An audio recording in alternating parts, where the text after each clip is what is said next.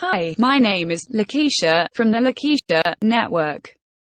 I am here to remind you to go to your Google or Apple App Store. Simply type the word LAKESHA and then search to install and download the Lakeisha Alert app to stay up to date on my new superior features. Subscribe to my YouTube page by opening up your app and clicking menu. Click on the About Us tab. Try to get familiar with my software and also teach it to your loved ones. And get your household familiar with my information. It will be useful in the future. You're welcome in advance.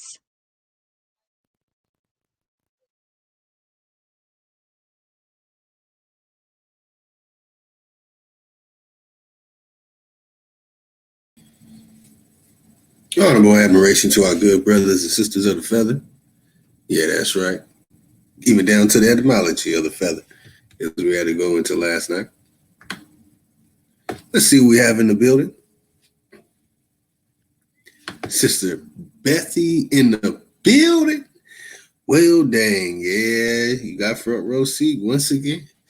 It's good to have you in here again. Your presence is always a blessing here on Supreme Chief Holidays channel. And soon we'll have Chief Holiday in a moment. Lotus, founder of Black Lotus Civilization and Lotus Television. Now, we have a very interesting topic on our hands tonight. Religion versus evolution. Which one is more dangerous to the children? That's right. Which one is more dangerous? Will it be religion or will it be evolution? So we'll have a perspective. And it just so happens that this is going on right now, Sign of the TV, with Rob Bourne versus Zion Lex, which will get a couple we'll see what they're talking about tonight. Basically, that's what we're going to do. That's right. That's what we do here. We see what's going on. And also, what is Moore Pseudo? But also, it doesn't finish there. Daishiki Tariq Fundamental Black Slave $250,000 program and daishiki Umar Fundamental Slave School $5 million program. May have been the wrong day, but you picked the right MFing tonight.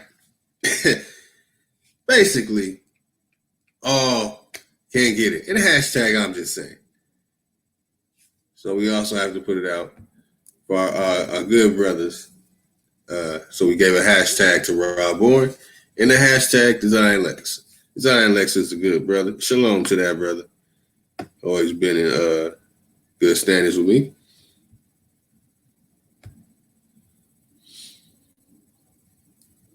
See what else we have in the building. We got Nighthawk in the building. Salute to the tribe. That's right. We got Tim Book, son of Papoose. That's right. Yeah, Sister Bethy, have you LMAO. We got really Negro 1, 2, 3, 4, 5, 6, 7, 8, 9, 0. That's what's up. Brother, please stop wasting time on a penitentiary doctrine. 99% of them niggas rotate for protection in the joint, and 88% of them niggas fuck with, pardon my language, it's a little graphic. All right, we got an original Night Wolf in the building. Peace to the folks. Yeah, that's the water type of energy we like to kick off here. And of course, we got none other than Supreme Chief Holiday. That's Chief Holiday. We have the Cogniti Forums. That's right. www.cchforums.com. COGNITOFORMS.com. And that's the First American Council and the First American Council Declaration of Reclamation. Also, we have www.AmericanAboriginalShoes.com. That's right. We got Alton Warren in the building. What's going on? Let's see who else we got in here. Reyna, Leona. Oh, admiration, sister. Got Be Busy in the building. What's good, brother?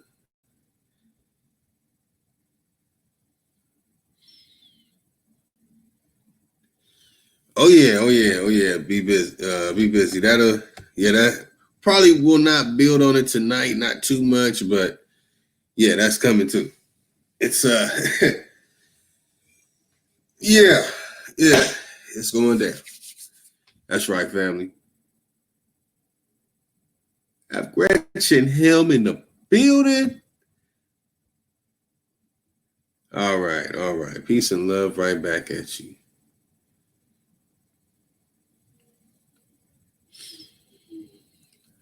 So before we dig into this live debate going on, oh man, I'm trying to remember the last song that was mentioned.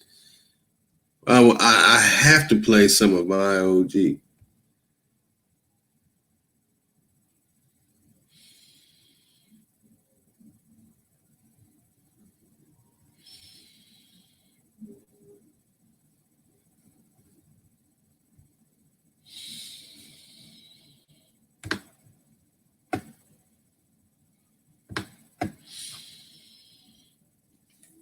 Hit him with that go.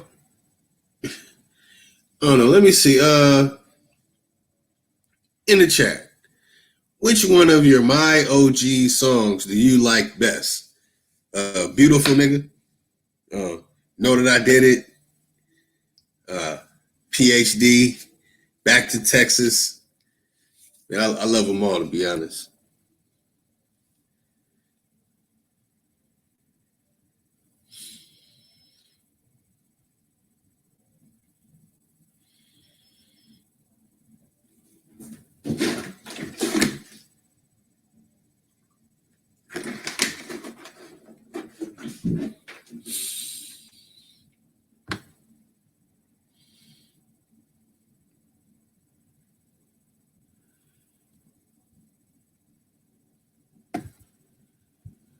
All right, hold on. About to pull one up. Let's see which one we're going with tonight.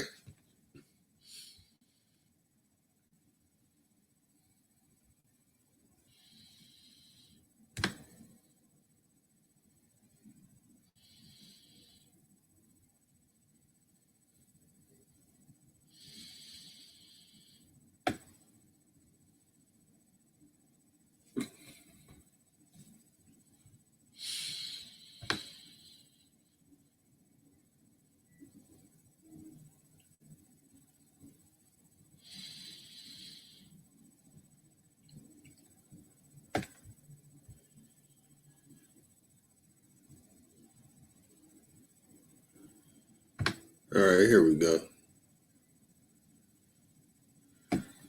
Yeah, that was the one. All right, so we're gonna play Stay On Go. Let me see what the chat prefers. Something else.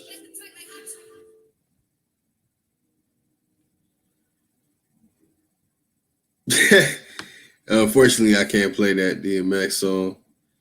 I like that. Oh, funny. That's what's up. I mean, yeah, we particularly talking about my OG. It's the music that we've been playing and supporting and promoting here on Supreme Team Holiday Channel. Yeah, so we're gonna rock Stay On Go.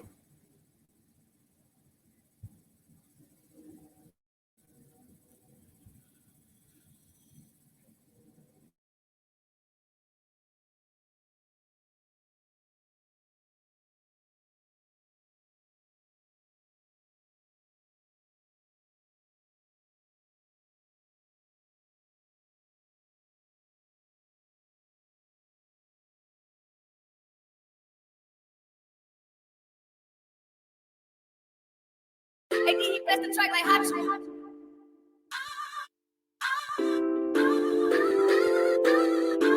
Jazz. Money on my line, so I gotta go. Soon as it's my time, then I'm out the door.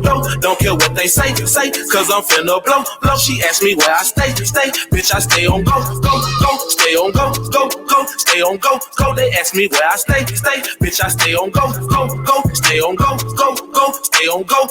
Ask me where I stay, bitch, I stay on go. They know it's my time, shine, bitch, I'm about to blow. Every day I'm fresh, yes, like I'm off the boat. Every time you hear me, see me, everything gon' glow. Velcro your girl, before I snatch your hoe. I don't want your hoe, no, I just wanna throw. We didn't fuck before, and I think you know.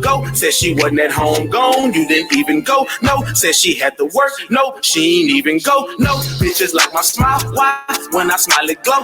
And they like my style, why? Cause I stop for show, No, they want me, trying to get me on the low. I'ma fuck you like I want you, then little bitch, I got to go. Hey, bitch, you be on me cause I'm finna blow. I went to Atlanta, they was trying to go. I went to Columbus, Georgia, did a show, and they was looking soon as I hit the door. All of Decatur fucking with some hoes. I damn near shot some niggas at the store. Went to be live and I showed them my flow, and I made a rain on them off the top floor. Go. Money on my line, so I gotta go. Soon as it's my time, then I'm out the door. Don't care what they say, cause I'm finna blow. She asked me where I stay, bitch, I stay on go. Stay on go, stay on go. They ask me where I stay, bitch, I stay on go. Stay on go, stay on go. Ask me where I stay, bitch, I stay on go. I stay on G-O. He know, she know, that's just what we D-O. Smoking on this C4, say what you tryna see for. Made $1 million in the street, hey, now I'm tryna see for. I am my own boss, baby, what I gotta pee for? I've been smoking 30 years cause I don't have a P.O. Started with a 2 for 20, made it to a kilo. Used to get a key, how now I get a kilo. Get it, kilo, 4, 5, 6 up. I ain't talking CeeLo. Drink a lot of Pepsi, plus I gave away some free coke. Never been a bully, though I murdered me a G-Bo. Family over everything, I came up in a G-Code. Better keep your teeth closed, better keep that heat close. Cause you know these streets cold, never be for a schizo. They playing the freak games, just snatching up G-Soul. They bringing out G-Code with a little bitty pin code. Better hit the money on my line, so I gotta go. Soon as it's my time, then I'm out the door. Don't care what they say, cause I'm finna blow. She asked me where I stay, bitch, I stay on go. Stay on go, stay on go. They ask me where I stay, bitch, I stay on go. Stay on go, stay on go. Ask me where I stay, bitch, I stay on go.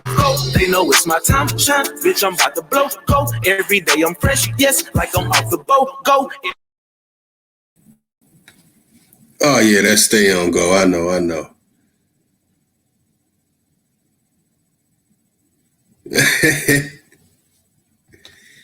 Absolutely. I mean, if you put in a request and it's something I can play where we won't get flagged, then absolutely.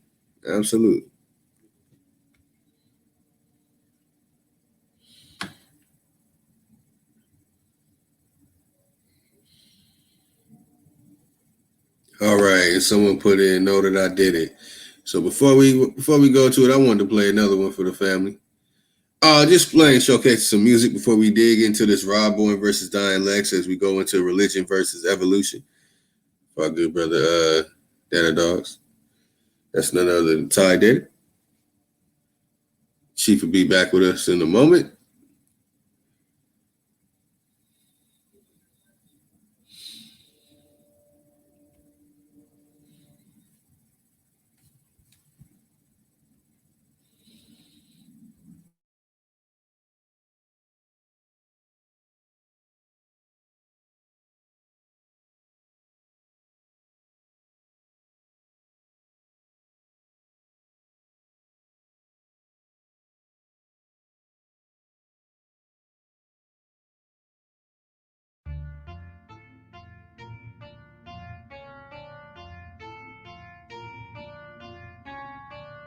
Spontaneous percussion.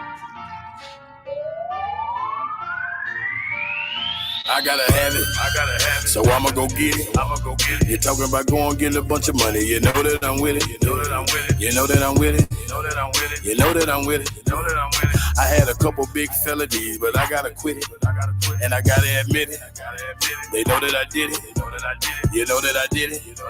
She know that I did it. Hey, now she wanna lick it, stick it, hit it. I hit it and quit it. Hey, I know you can dig it. Hey, cause that's how I did it. Hey, it's all about money, power, and respect. Yeah, I got a little. I'm not the big or the little man. I'm the one in the middle. Yeah, the one in the middle. I'm that one in the middle. That nigga that never ever told. The one in the middle.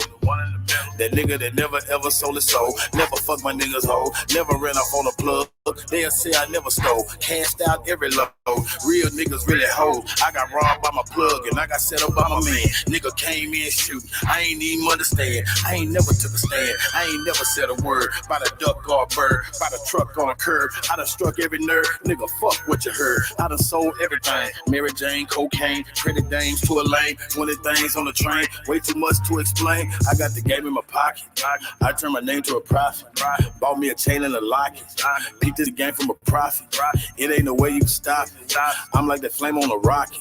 Put that on Jesus Christ, Buddha, Dalai Lama, and Elijah Muhammad. I am a son. I gotta have it. So I'ma go get it.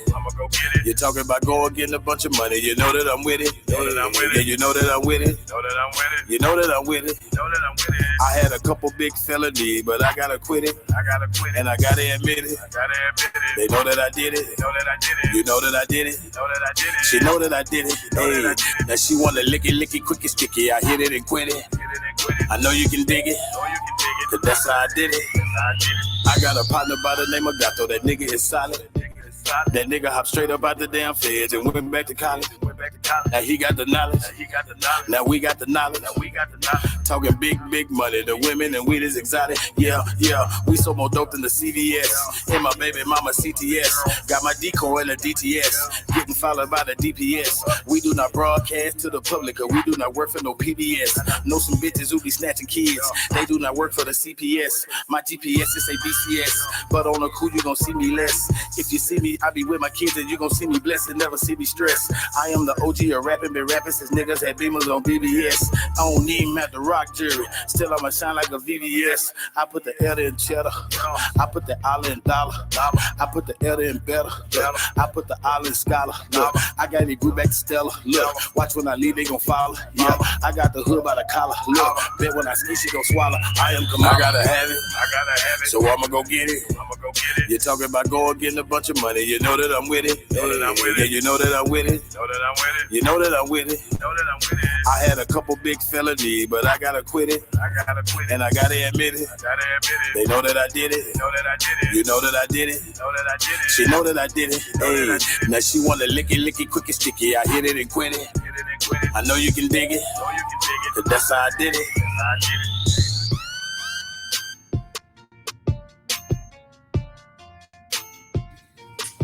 Oh yeah, y'all, that's my OG.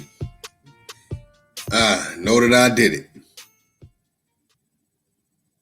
Yeah, that's the same brother. That right back to Texas. Oh yeah, man. Y'all see it. So here go the options, y'all. You got as Sister Bethy put it, the African dude cut off his dreads and he don't look like my Black Orchid lipstick. You mean wait, what? Oh man, y'all wilding in the chat. All right. Yeah, that's the options, y'all. Here go the options again. We see here religion versus evolution. Just going over the basis before we really dig into this tonight. See, you have your option of Black Jesus. That's the one you can say, oh, that one's not called Jesus. It's a Black Jesus. So it has to have some black name attachment to it. So they'll say, oh, that's Issa. So, you know what I'm saying? The ones who follow Islam and the Quran and call themselves Muslim, they are the ones that'll pertain to Issa and lean more towards a Black Jesus character, but they don't call it Jesus. They call it Issa. Issa al-Haq or something like that. And then you have the other option, which is the the Yeshua ben Pandera. Well, you see him right there. That's the Khazar Ashkenazi option that you have. Well, there you have it.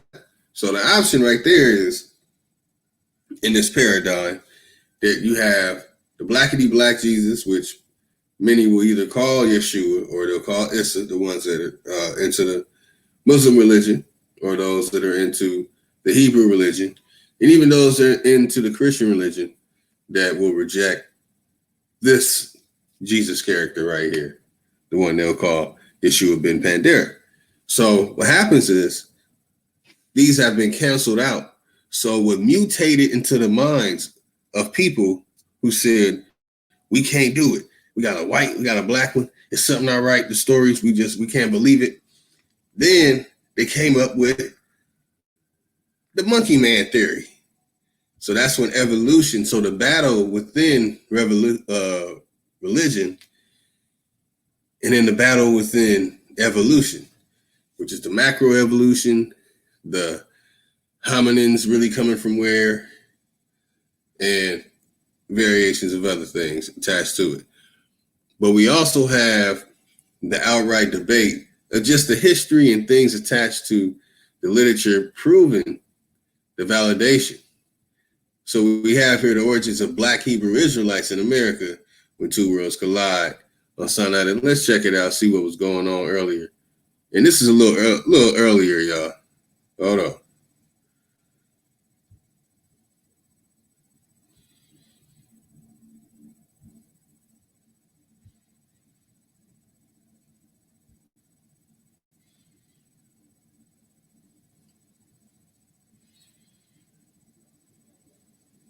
Think none of these dudes would sit down with Zion Lex because he would dog them. Do y'all know that Zion Lex don't believe in Jesus?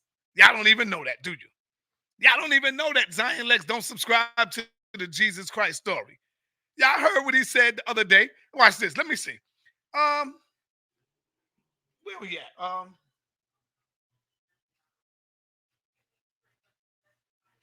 Where we at? Where we at? Let me see.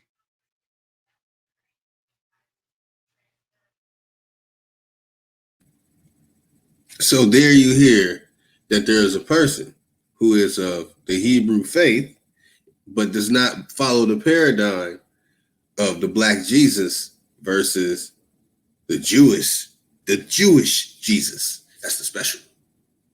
Yeshua ben Pandera. Or you go for the Issa al-Haq or whatever, El-Haq, or someone Hakanugi or whatever. And then the option, obviously, because the brother is of the Hebrew faith, will not be the monkey man right here, the one that cut his dreads off, and now he's all posturing about pondering something that who knows what. Looking on Swole, I guess. And we got a big buff Swole looking monkey that you can believe in. They'll call it a hominid or hominides or the hominas, or you can go with Black Jesus. And then here we have the paradigm, which goes into, we'll see what it goes into. Let's just see what it goes into, and we'll go from there.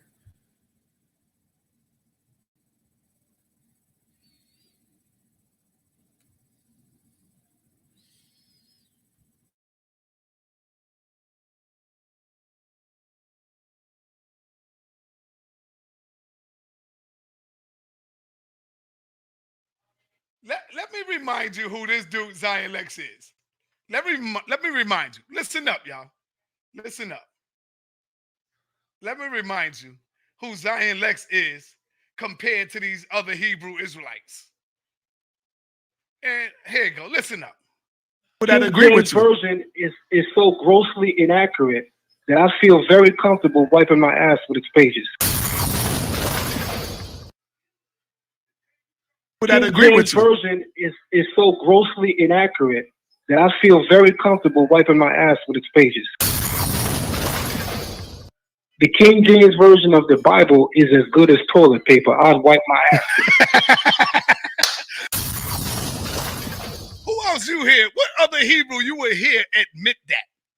There's a lot of them out there that will say that, but they will not come on and admit it. You see what I'm saying? They will not come on and admit what Zion Lex just did. Why? Because they want to hold this false identity of unity, of not trying to bang on each other. But Zion don't give a damn. Zion Lex don't give a damn. That's why they bang on him. That's why a lot of them don't like him. But what I'm saying, man, to me, this brother is just like y'all might say some of his information is wrong or this and that, but he's willing to put his neck out there and battle anybody. He goes to the museums. Y'all heard me when I said, yo, Zion, how come y'all don't got y'all history in the museums? He ain't go crazy. He just said, yeah, I know, but you know, he did all of that. There is a small section Dr. Reggie showed us when Reggie taught. He took us to the Hebrew section, family. And I'm quite sure Zion Lex been to the Hebrew section. But he don't want to talk about that. Why? He don't want to talk about the Hebrew section that's in the museum.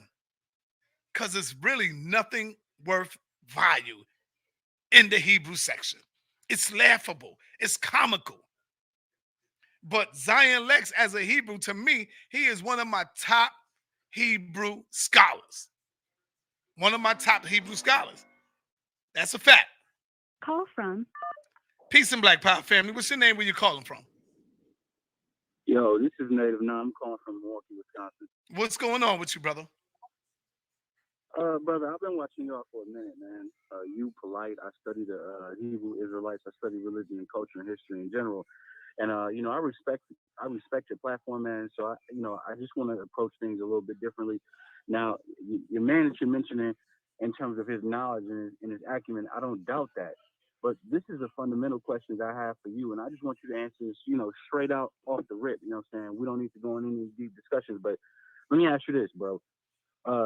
When, let's just say hypothetically, right, a bunch of Asians get killed over here in America, right? I'm talking about somebody from, United Nations repping Asia, repping Japan, repping, Korea, repping, the Philippines. Somebody gonna come speak on their behalf. We get killed in the streets over here every day. We get gunned down. We have no connectivity whatsoever systematically with Africa. Most of us can't even call anybody in Africa. Only African I know, from a reputable standpoint is Trevor Noah. So tell me this, bro. How are we to respect this whole you can't disrespect Africa, you shouldn't say these things, when realistically, man, they don't care about us. They don't rep us. We get killed every day. Nobody calls over here from the United Nations saying, hey, man, y'all need to show up. We're not connected to them in any way. Okay, brother. That's where you're wrong at. That's where you don't know what you're talking about. I have never been to Africa, but there's so many of my teachers, my scholars, my professors who have been to Africa. Y'all looking at one little place. That's not true. When you say that they don't respect us, they don't love us. I do agree with you when you say that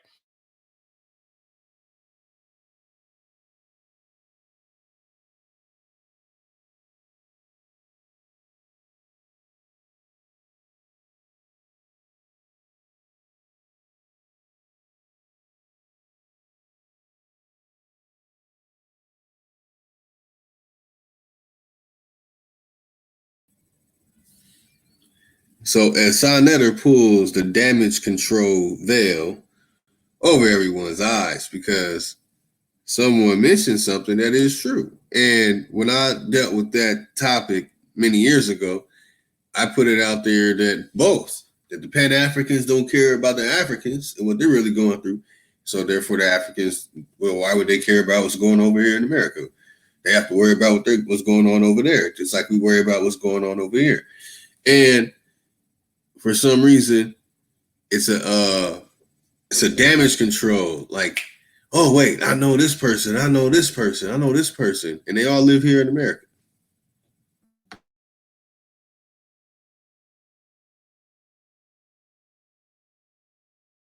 A mother. You can't destroy the mother. That's like destroying your heart.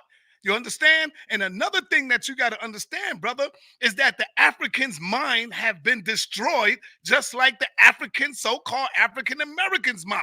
Listen to you, how you say we don't need to support them. We don't need to do this for them because that's the Negro mindset that's inside of you that put that there. The nigger was created in America by the white man. So just like we have been messed up over here, they are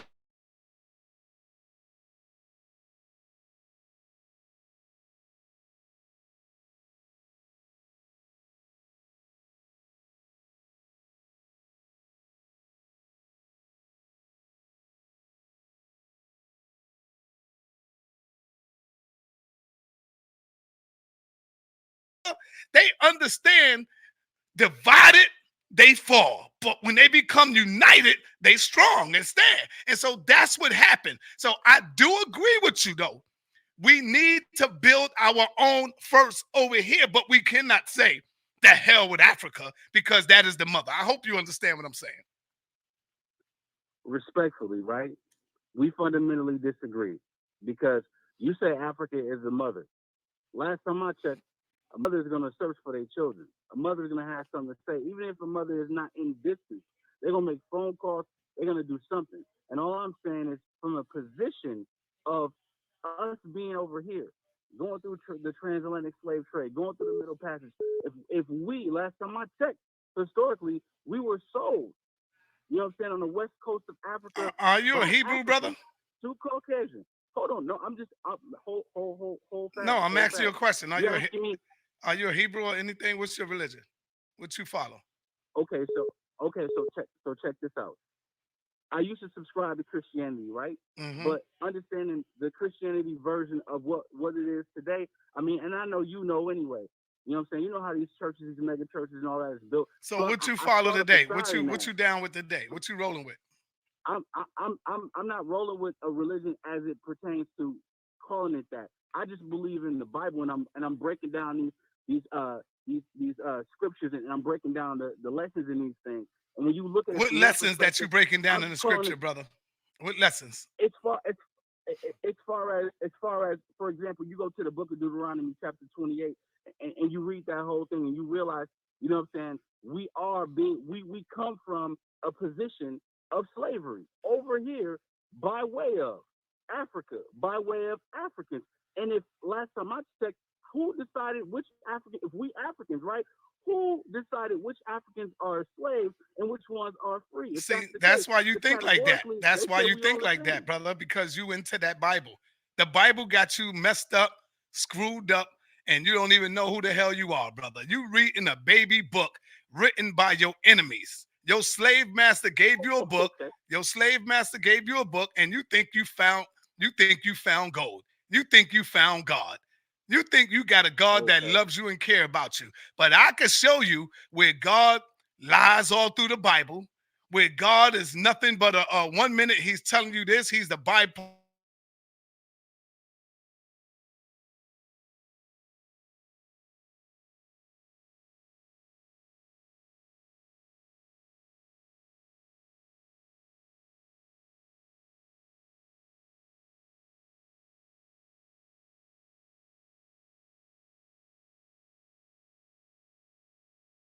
Interacts with human beings, God destroy. He come wicked. He comes evil. So what scriptures are you reading? Just the pro? Or are you reading the bull crap that's in there too? Because you can't accept one without the other. You got to accept the whole Bible, brother. The whole thing. Okay, let me. Are you reading that though? Are you? All right, we got Chief Holiday in the building.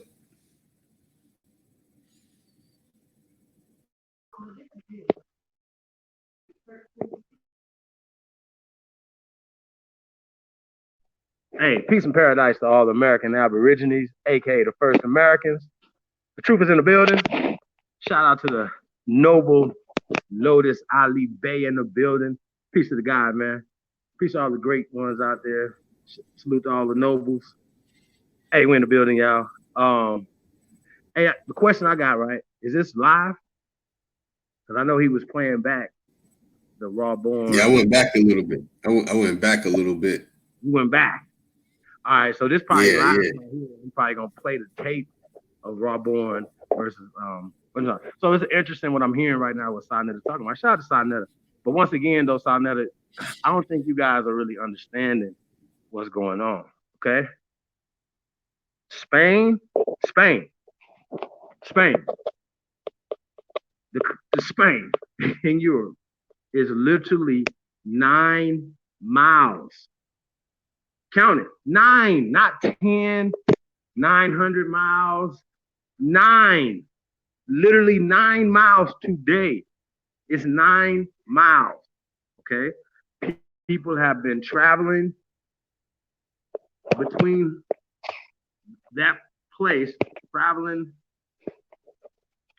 the Mediterranean area for thousands of years, long before any pale man existed. The carbonated man roamed this planet. The carbonated man invented technology, invented civilization. Okay? Growing food is civilization. Okay? All right?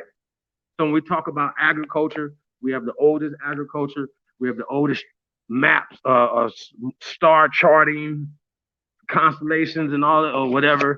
I don't want to say constellations because I don't think our ancestors would call it constellations, but tracking the seasons, time, stuff like that. Whether we go through this over here when we go in 10,000 BC, finding the days of the week in America. They don't have that in Northern Africa.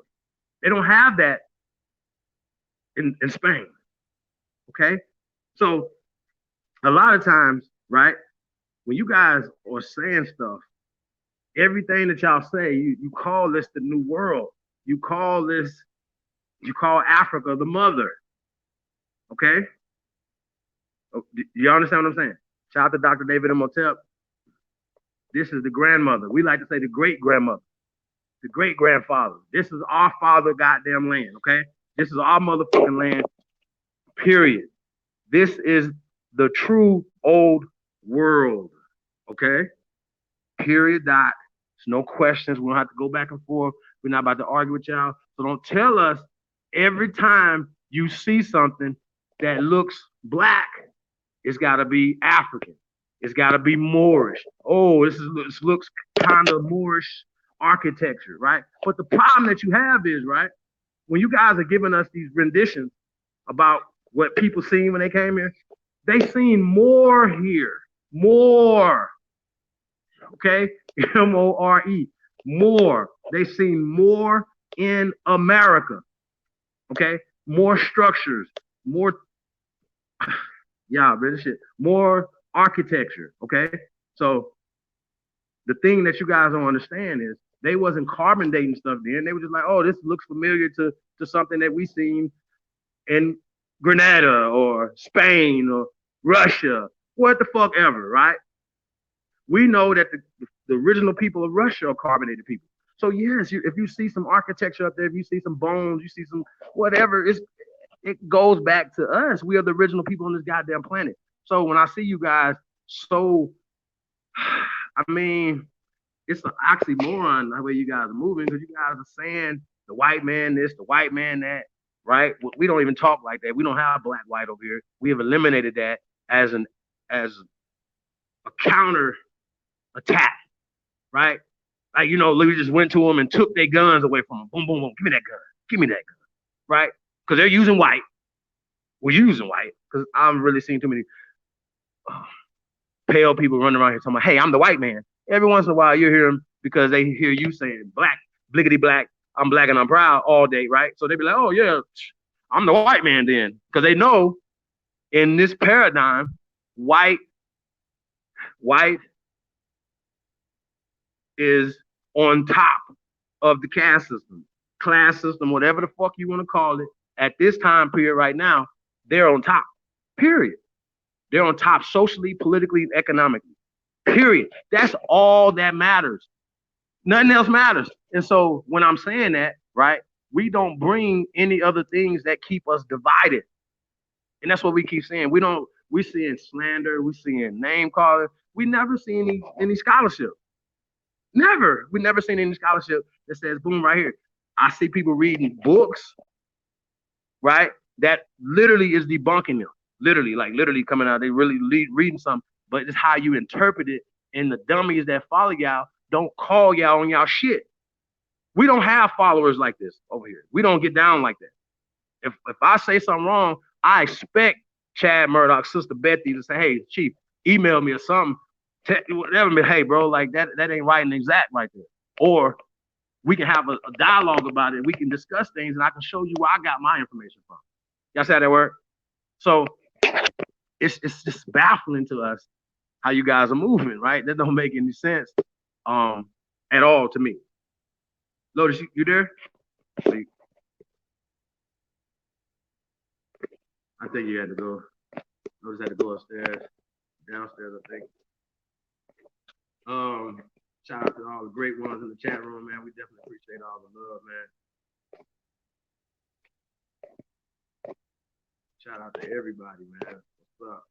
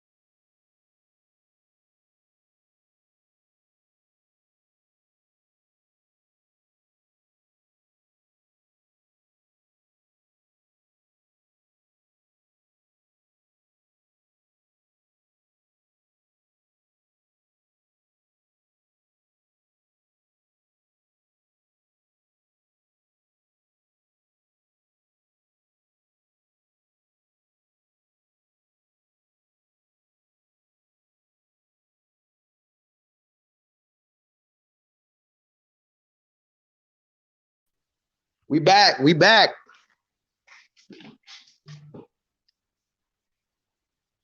right, hold on, yeah.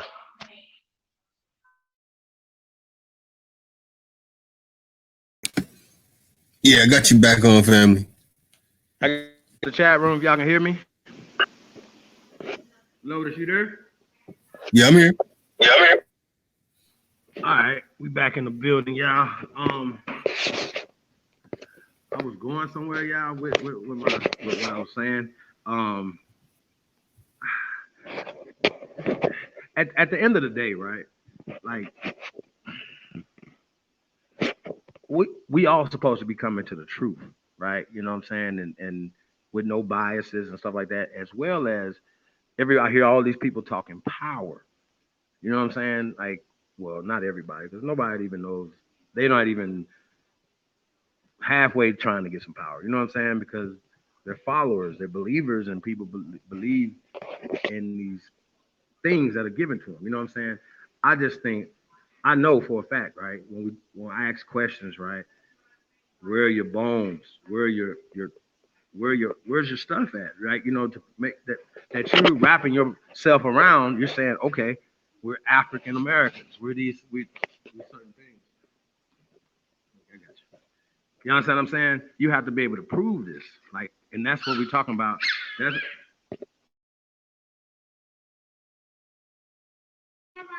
Everybody's gonna, at some point, they're gonna have to prove who they are, right?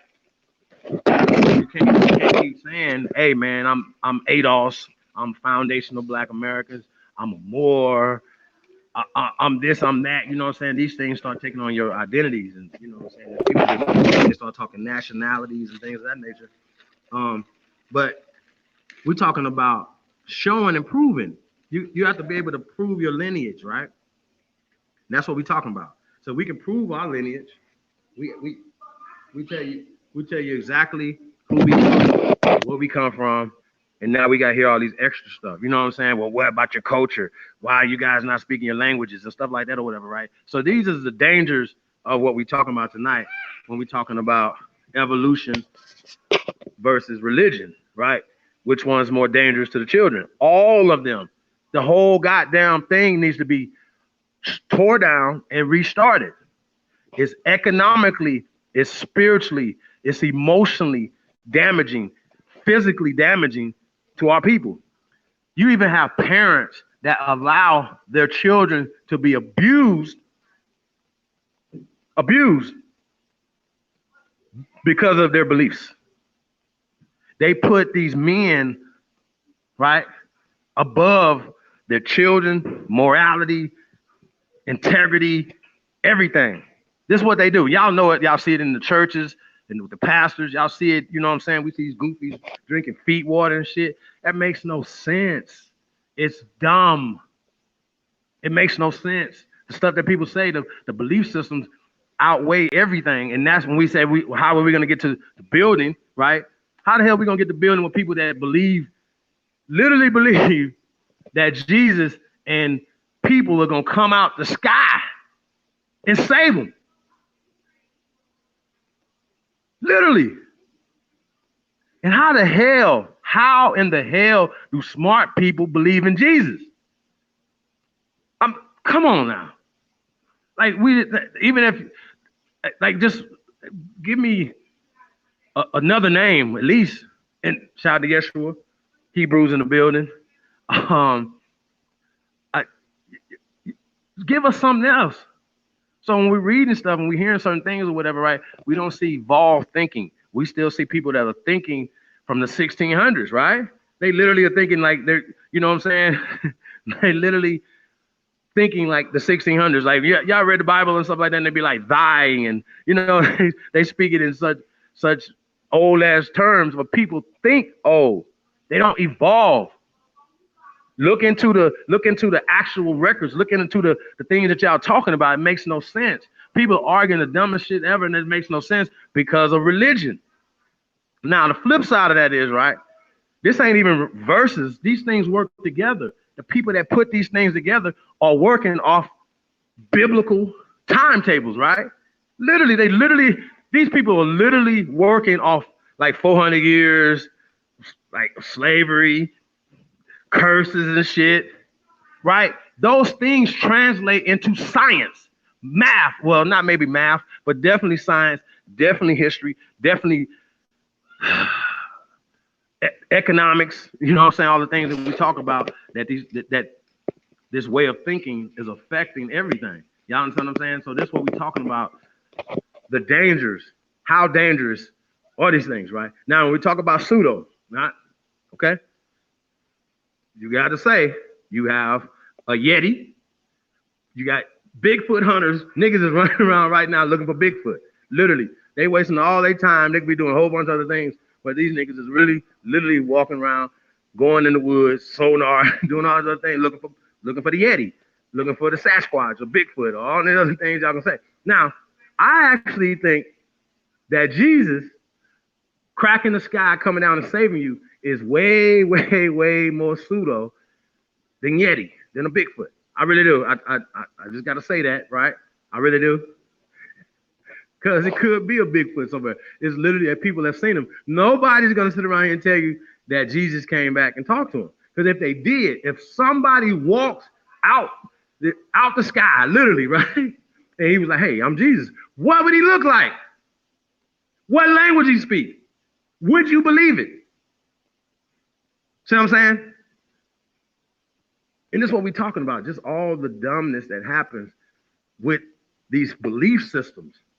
Once again, these things affect us socially, politically, economically.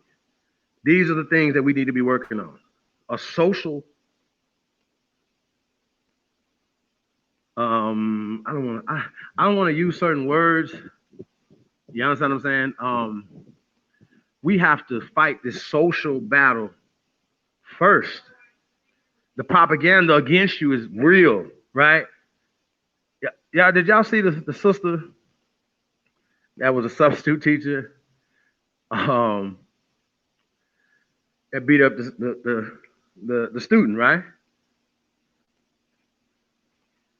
Now they're gonna demonize her way more than they'll demonize the officers that abuse children, and you know what I'm saying, because of the skin color, right? Once again, these belief systems listen, even the reason why we don't like each other, right? Because we believe in these fucking things that these guys have created for us.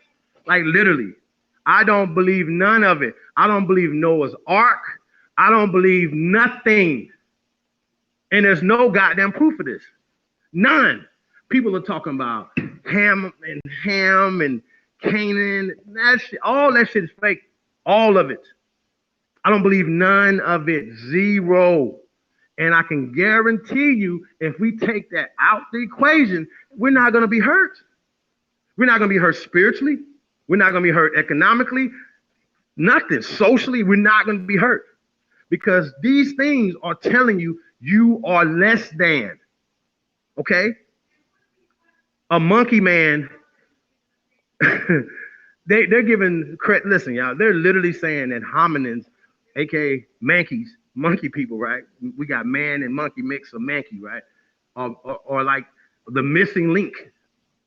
Y'all see how dangerous this is? They'd rather say that a monkey man and monkey people inhabited the earth, created a lot of the things that they're finding, right? They go back millions of years and they say, oh, well, they can't be man, so it had to be a monkey. They make up all these things, right? They don't have, listen, y'all, they literally don't have any evidence of this. They just have evidence of mankind in these areas. And they like to say fancy words like archaic, right? Primates, Neanderthals. But the problem is they don't have literally any bones to back these things up. But what they do have is a theories and talking points. But all these theories and talking points are putting you in a second, third class position, right? Okay. Now, how we can prove our point, right?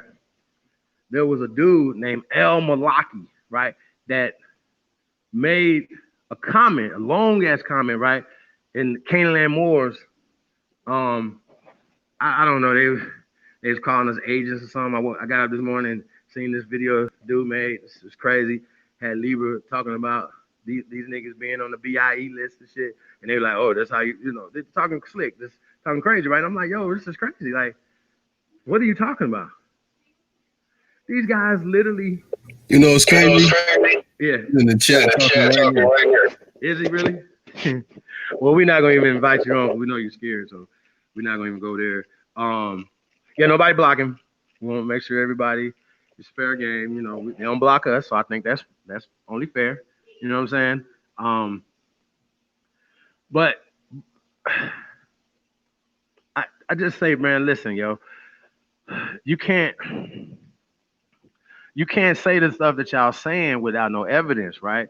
You guys keep saying stuff and you guys keep going through books when you have to know that all books have agendas and people are editing stuff and people are writing and saying certain things. So, you know, Negro, Moor, Blackamoor, Negro are interchangeable and also political. These are political, social, economic, political terms, bro. Like, come on, fam. Like, it's no argument. We ain't going back and forth on that. That's a fact. That's a fact. So when you guys are saying making certain observations and breaking certain stuff down, you have to put that in the equation. Now, we don't have any problems with any of that, but what the problem is when you start pushing that on everybody else. No, you all Israelites. Y'all all Moors. We're not telling y'all all Aborigines because we don't know your lineage. We don't know your lineage. How can I tell you that?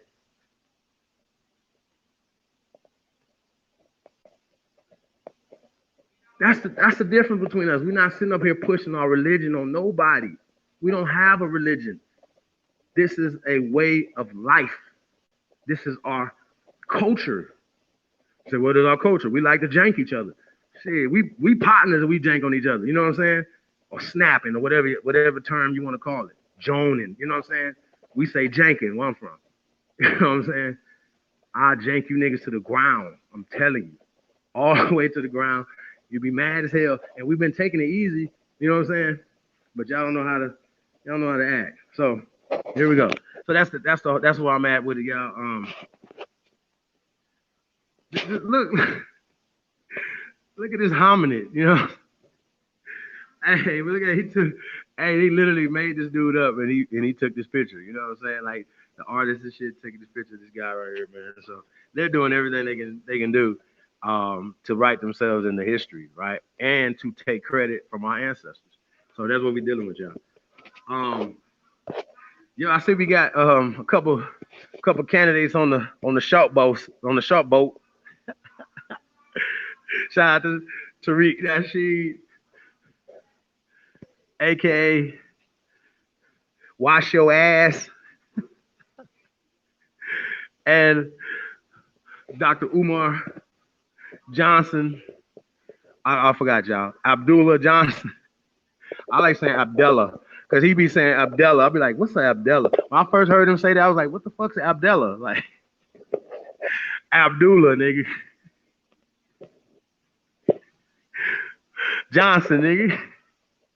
I think it's funny, but they deserve to be on this boat and ready to head their ass back to Africa, straight up. You know what I'm saying? For real, somewhere lost at sea or something. I don't know. This shit crazy.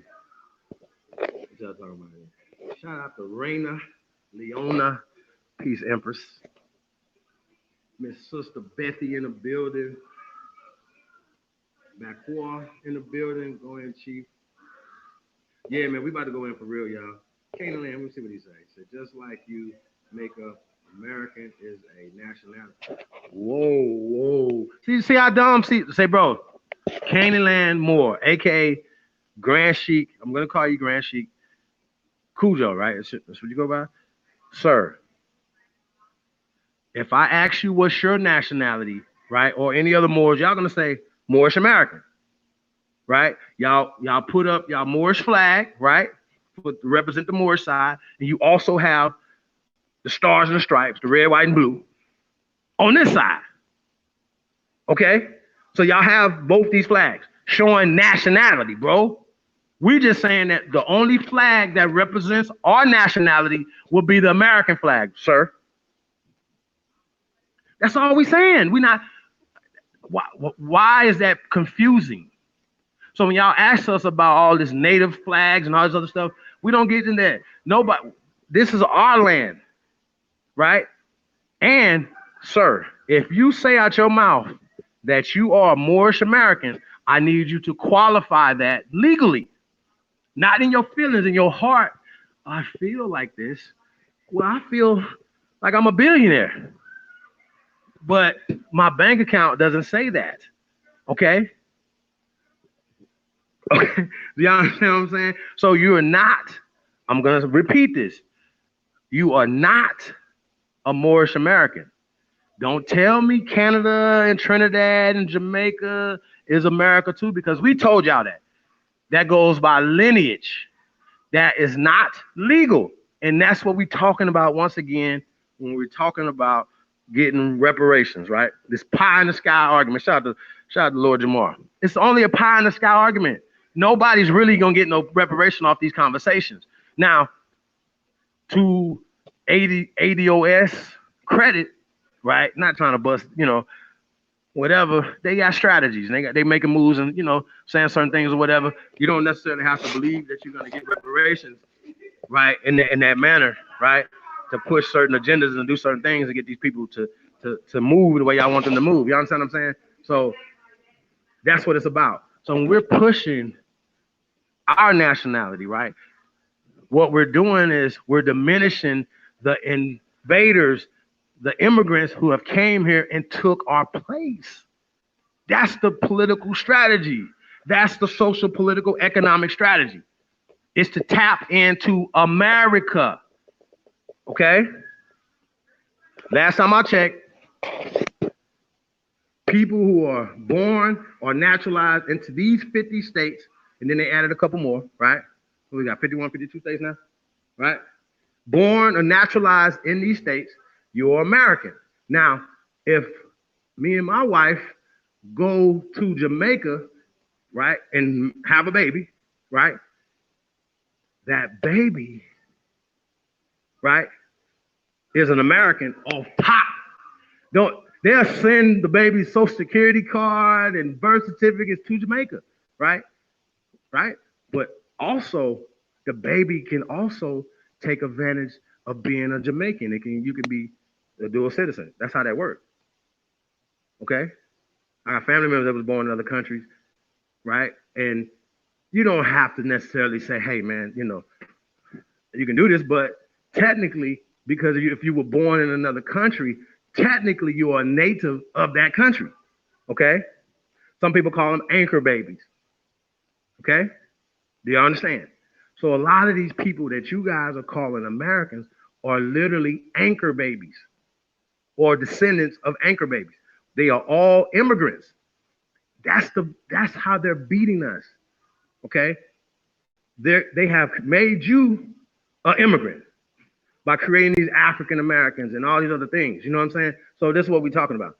So also, Cujo, I need y'all to give us a name, at least one name of the Arab or the Egyptian or whoever that taught Noble Jew Ali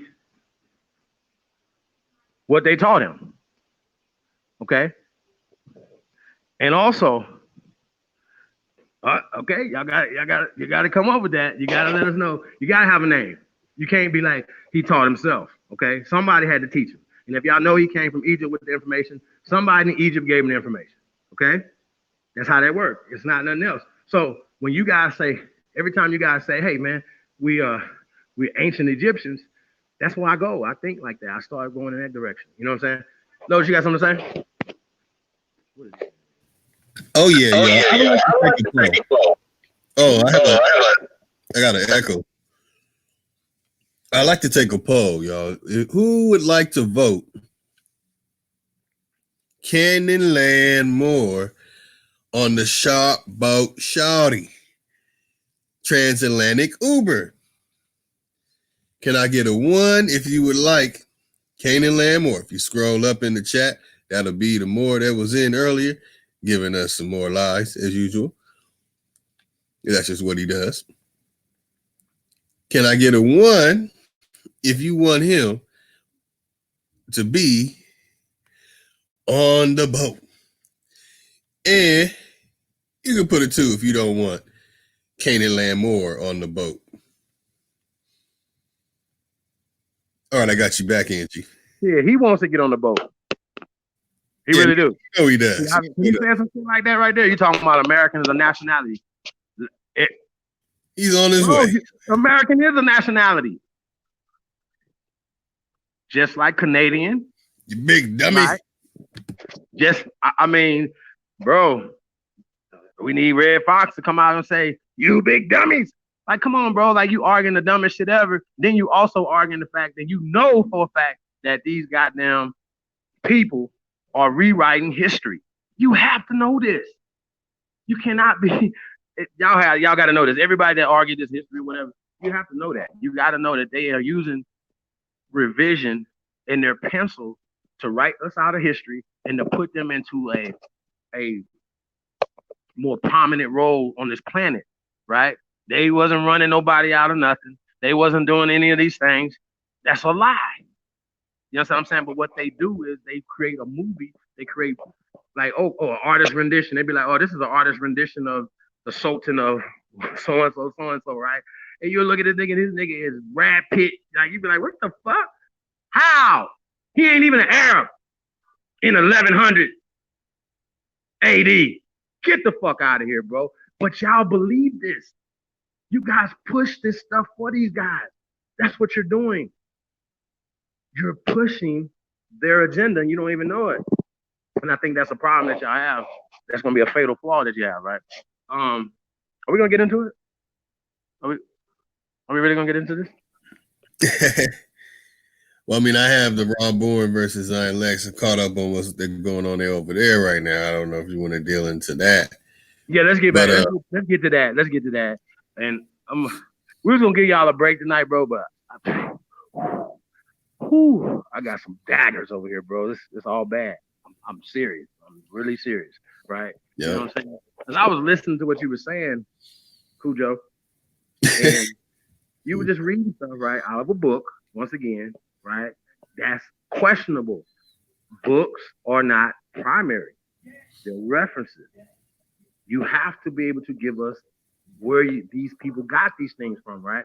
So once you're reading in English, new, and people who are translating are putting their rendition on it, okay? When these people came here, they seen Indios. They didn't say they seen Indians. They seen Negroes that maroon, brown, dark people were already here. And you know how we know this, that we can prove this? Y'all know how we can prove this? The bones in the ground from the oldest to the newer ones are Negroes, okay?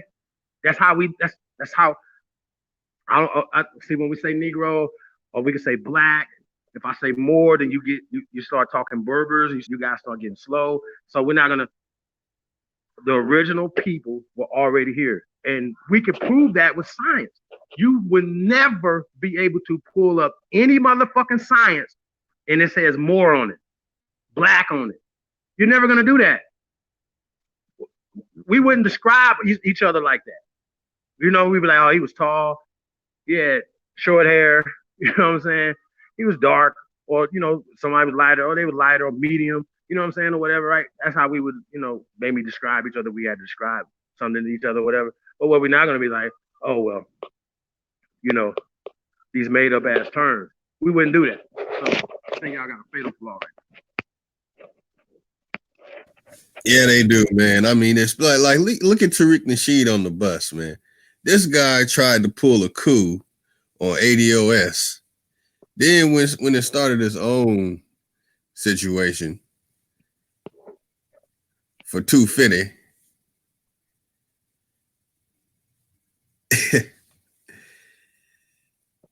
then Umar Bay in the building. That's right.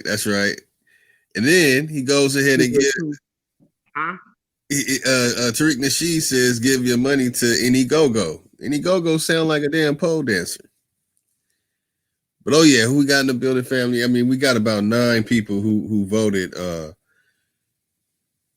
Candyland Moore on the shop boat Shawty. Transatlantic Uber. The Islam Moki. Yeah, that's right. Now what were you saying, family? Oh no, yeah, man. We get back to these guys. Let's get into this. The Rawborn versus Zion Lex, and it'll get us back on this. This the topic that we're having is you have two people, right?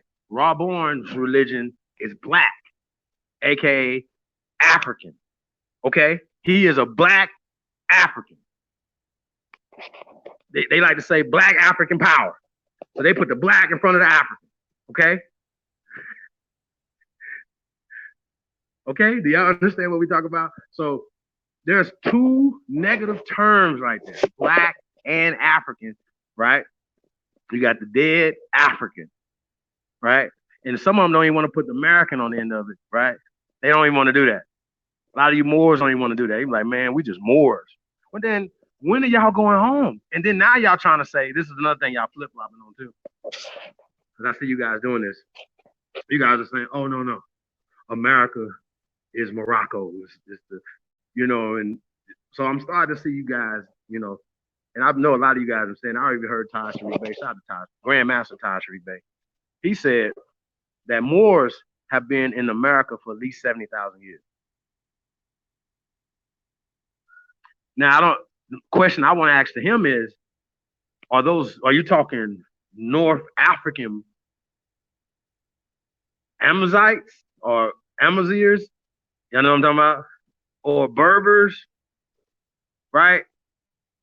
Or Moroccans came over here. Like, yeah, I got to know, did they come over here 70,000 years ago? How can you qualify that, right? Or are you just saying brown,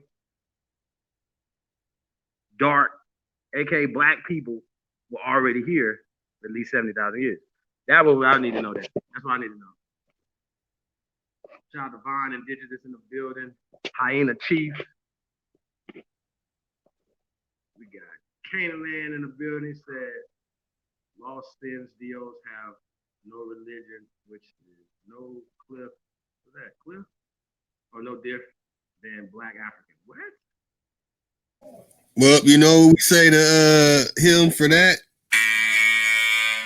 Get your ass on that boat. They would call you a blackamoor, bro. Or a Saracen is another thing that they would call. They would call you guys a Saracen. Hey, but we're gonna get off y'all for a second. We're gonna be right back. But we want to get into this Rawborn versus Zion Lex. I heard Sarnetta say some stuff about the African stuff or whatever. Like, yo, we've been here and this, you know what I'm saying, or whatever. They like to say that we are a different people, this and that and the third, right? That's why I was going with the Spanish people. They live 9 miles from Northern Africa. Okay, what makes them a different people? Same thing that makes us a different people from our brothers and sisters in Mexico, for instance. A colonial line created right there. Somebody said this is this. Somebody said this is so-called Africa or Mauritania or Tunisia, right? And this right here is Spain.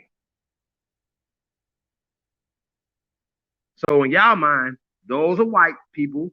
That's Europe, right? Oh, and then the North Africans are white too. My bad. Because the dude that I gotta say this real fast before we get into this. The dude that left a comment that y'all miraculously, I should have screenshotted. Miraculously, we was gonna read that tonight too. This is gonna definitely embarrass y'all. It's called Al Malaki. That's his name. Shout out to El Malaki, right? But I'm gonna get on your head too, El, because you was talking some dumbass shit.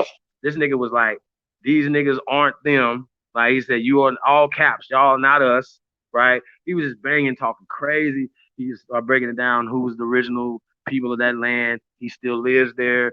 Blah blah. He was banging, y'all. He was talking crazy. Then this nigga started talking some dumb shit, right? Which I don't agree with. It was like, okay, now he can classify himself as a white person, right? If he was to come to America, whatever, he would be classified in the white category, right? Because he doesn't see himself as a brother, or nothing like that. And the crazy part about it, right? This fool was saying that that his people, right, Now, he's saying he's mixed with Arab, some European. That's what he's saying, right? Now, I don't understand all this. Shout out to Sheena Miles. She's on this bumper talking about calling him a mutt, right? But he's talking all this shit, talking about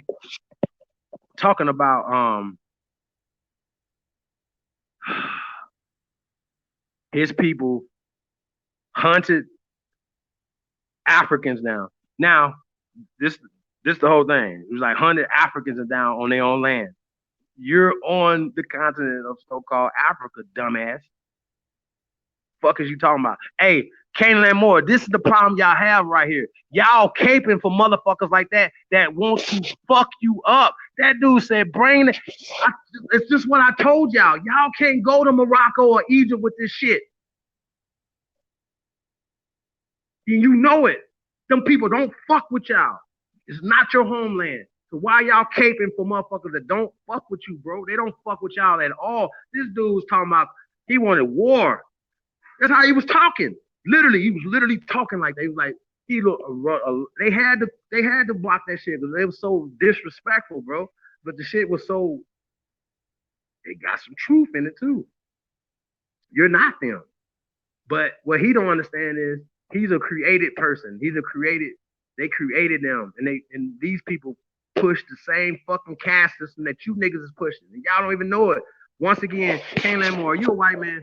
Do you classify yourself as a white man? I need to know that. And also, why you asking us or saying something about us being American as our nationality, but you consider yourself a Moorish American? How are you a blackish or dead American? That's what you're saying, bro, from somewhere else. And you guys literally have a flag and all this other shit that y'all say that you're honoring, that you're fucking with. So I think, why wouldn't these people want y'all to do that? Yeah, go ahead. Go ahead and teach this to everybody else so they can start believing that they from somewhere else too that they can't go to. Because you are not going to Morocco with that bullshit. Hey, and then why did that dude yesterday when we played that tape, why he put that Circle 7 on the ground? Is that what y'all do? I wouldn't even do that. Like, so I need y'all to explain that, dude. I really do. I need y'all to explain these things. Hey, you ready? Shout out to the original one in the building. Umar, you can answer the question. Will one of these wrenches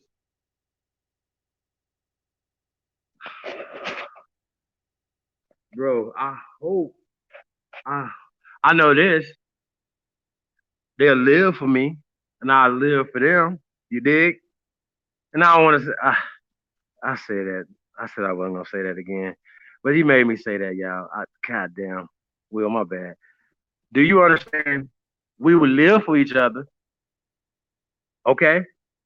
Meaning I will bust your head for these wrenches. How about that?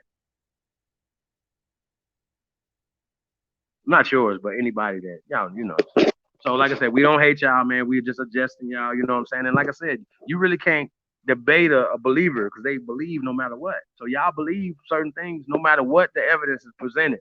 No matter what you read, they'll read the shit and they do the look up like he didn't read it and he'll just say something dumb. Like, what's your nationality? Oh, America, Al Morocco. Show us. How? We're saying that everything came from America first, but what you guys are saying that they brought it here. I even seen you guys talking about before Christopher Columbus. We've been here. Remember, we got the actual skeletons in the ground that predate all this that y'all talking about. And we built more architecture here in America. So I just think that that's weirdo shit. But we're gonna get back to y'all. We're gonna get into this right here real fast. But we really weren't supposed to even be dealing with this tonight. But you in there in the building. I'm ready whenever you're ready, bro.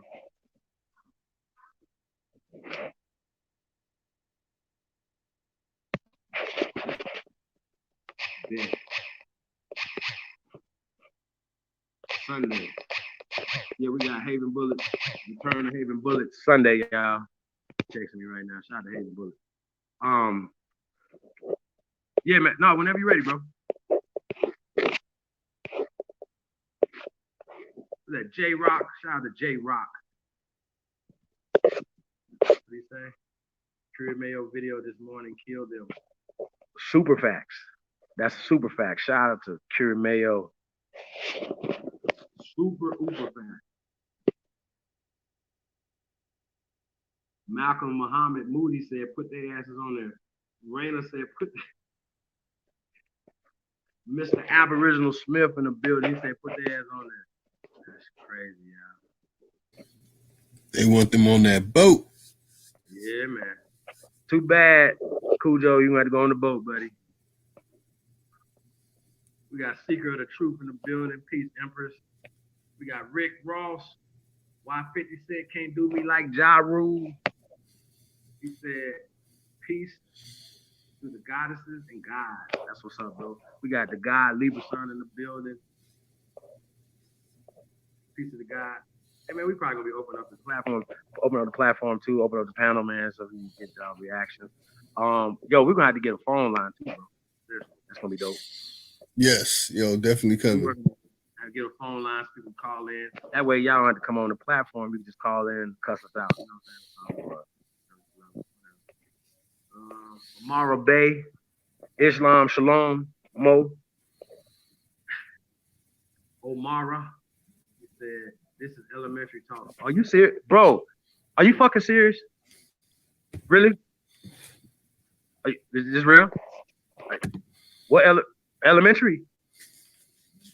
Oh my God. Okay. So I got you. We're gonna get back to y'all, man. Let's go. Let's get on. So I did all the way on there. Miss Gretchen Helm in the building. Peace, Empress.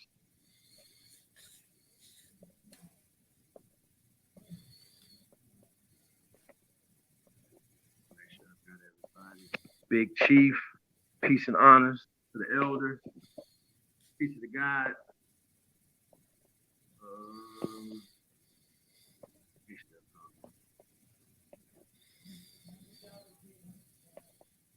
Make sure I got everybody. Already told y'all, Berber is Arabic, means Moorish. Hey, bro, the fuck is you talking about? Berber don't mean Moorish. What can I find this at?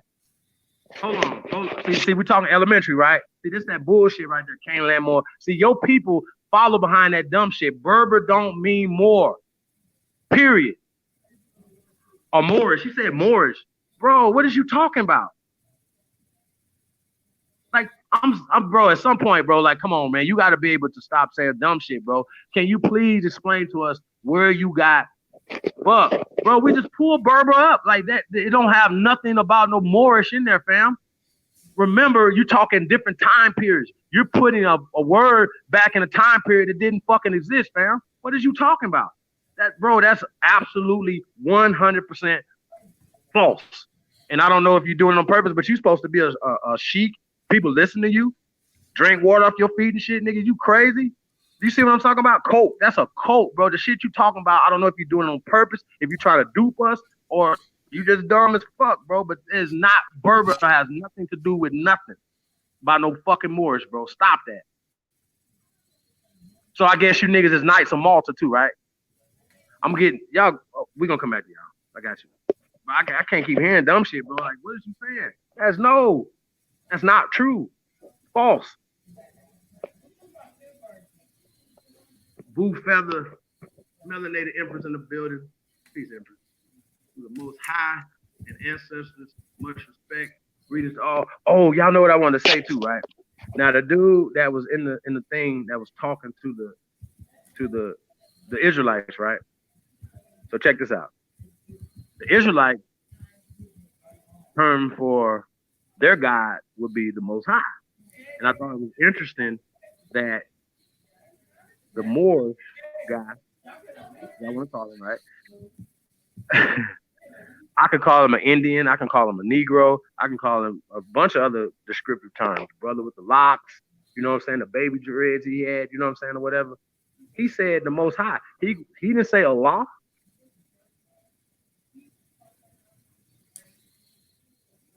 So when you're talking Arabic, right? You saying Berber is Arabic? Berber ain't Arabic, first off, or the Moorish ain't Arabic either. So I don't know what you get from that. But we'll get back to that. Moors don't even have a language. What did you say? Moors don't have a language, and Berber is an Afro-Asiatic word.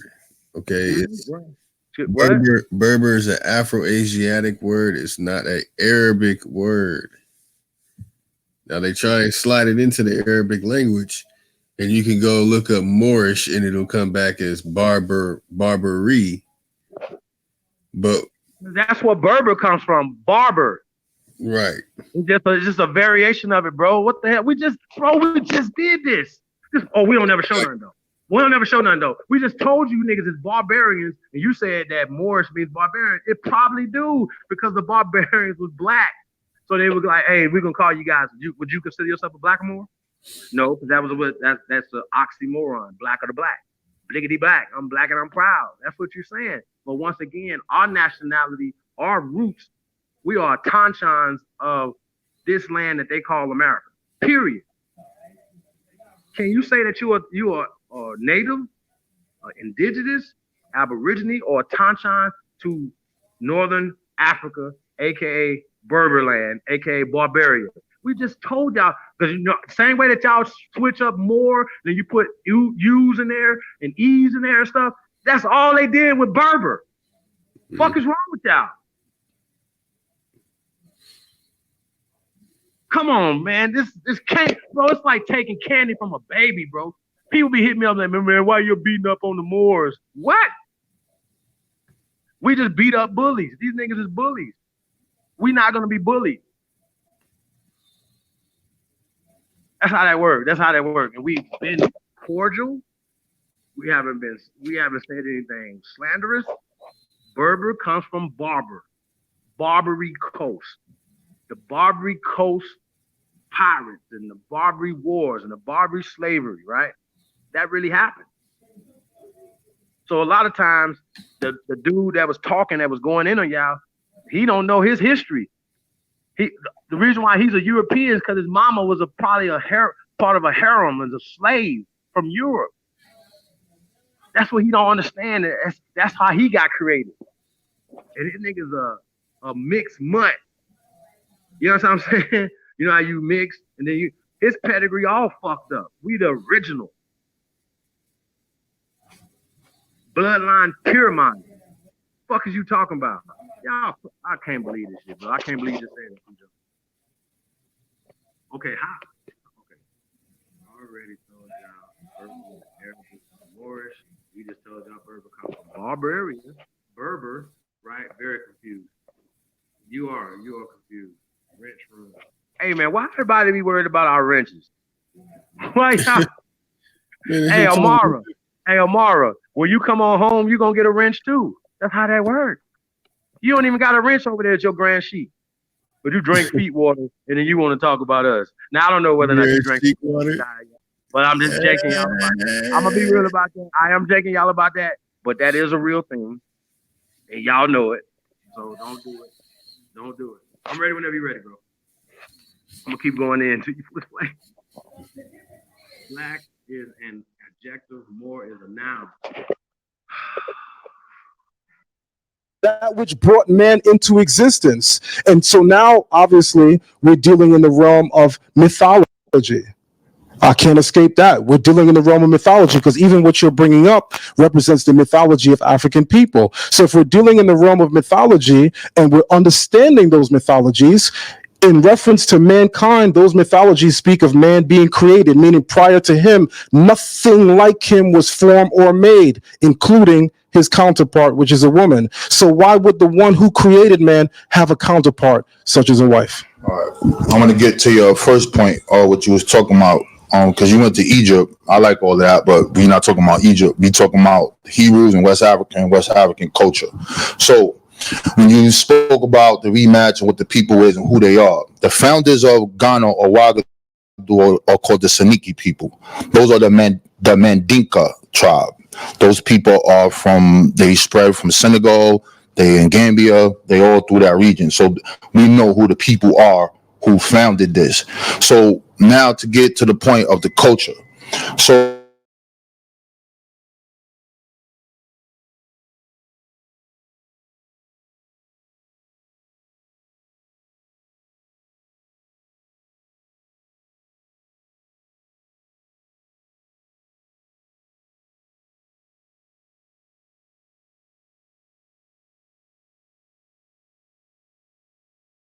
the Bible, he has something to do with mankind.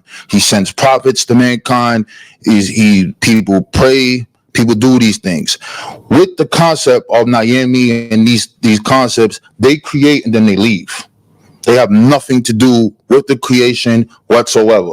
They create lesser so-called deities. Again, this is mythology. So the mythology will always point to the things that sustain man. So then you'll have the Akan that bring up Obosums. You'll have the Yoruba who bring up and deal with the Orishas and the Oshun, water. These are the things that they pay reverence to. So when you say about creation, they're looking at how they create. They create through man and woman. Why wouldn't the creator have that specific aspect? Another aspect, there is a pan-West African God, right? That concept that runs all through all of West Africa and is found here. This is what I want to nail down, and that concept is called Nana Baruku or Nana Bakulu. That is a female creator. That created concept is in Puerto Rico, it's in Dominican Republic, it's in the South, it's in the North, it's in all these other things. So when you say that the Hebrews are there, I'm pointing out the African way of culture. Their culture is different than that. Okay. They deal with the divination systems and they deal with that. So yeah, we on code as far as just being a myth that expresses their reality in which they live. So these are stark differences in between the two. So to get to the major point, when you say all you got to do is look at the curses, when you look at the curses and we can see that, I'm saying that affects us. So my perspective is the history of the slave trade. The slave trade starts because of the Crusades, and that is the fight between the Abrahamic faiths, Islam, and Christianity. Once the Portuguese defeats the Moors, they are now able to travel and begins the age of discovery. Right? Bro, there wasn't no white people age of discovery. People, that's some new they shit. Us. What y'all talking about, man? And when they run into us, they're doing what they were doing to their own people before they consolidated their states and stopped being centralized. And they picked on those West African people on the coast. We fought them back and kicked them out. Now, that doesn't have anything to do with a curse. I see that as being something, a scare tactic. Or like a slave type tactic, like you are this because of this. All of those traditions we just spoke about, they all have their own laws, statutes, and commandments. They all deal with righteousness. They all deal with how to deal with people. They all deal with what you do on your reverence days, etc. What happened is the history of why the European came there. What happened when he came amongst us? What role did the African play in it? Who are the tribes that's involved? So when we look at the history, we want to know, okay, who sold who? So we could look at the Balanta people, we could look at the Temi people, and we can see directly who sold who, when, where, what they believe in, and we could trace it. I do not see this Hebrew culture from the 14, 15, 16, 17 there coming to America. We don't find it. They don't come off the boat talking about Yahweh. They come off over here talking about Naomi. They talk about Olodumare. You see the people from the Congo, they accept some of it, and you see that. But, so that's my point as far as I wanted to see your perspective of why you say that 12.5 million, you might not say that, but you say black people fit the description of these people. When you have the European enslaving themselves in 7, 8, 9th century, or you have, I'll call them Europeans, the Arabs taking those people from those Romanian islands and bringing them over there. 1.5 million of them. You say, so it's an economic thing. It's a power thing. And God is used as a tool for negative and positive. You know what I'm saying? Excellent bill, man. So let me say this. I'm going wrong with it. My bad, son. What you say? I was a little long-winded. No, that's good. That's good. That's good. Get it out. It's important that we can dialogue about this and do it in a way that reflects. So you said to me something that I did not say. What's that? You said that you know, I heard you when you said is according to Deuteronomy 28, you know, you were Hebrew because we fit the curse. I specifically, right? But what I specifically said is that yes, among Hebrews we use Deuteronomy 28, in particular verses 15 through 68, to describe who we are. But I also said I'm among the Hebrews that remind Hebrews on a whole that we should not be doing that in academic settings. In academic settings, we have to actually look at the historical record. I said it's fine and dandy for Hebrews who agree on, because when you agree on quote unquote the mythology, then all you have to do is show where the mythology says that this is so. But when you're dealing with someone who does not accept the mythology, who does not accept the narrative, then we have to look at the historical record. And I was very clear when I said that. I'm one of the people who do that. So then you're basically saying amongst the believers who believe in it. When you're a believer, I got you. all you have to do is say, "Hey, brother, it's in the book," right? Because we all say that we believe the book. But if I'm talking to a person like you who says, "Well, listen, man, I'm not saying that the Bible may not have some moral codes that we could follow, and I'm also not saying that I mess with the Bible, but here's definitely not what I'm saying. I don't agree with you. Here's definitely what I am saying. I don't agree with the Bible. So you can't use your Bible as proof of history." And I understand that when speaking to you. That's why checking and dealing with the historical record is very important. I'll use Brother Reggie in this example. Shout out to Brother Reggie.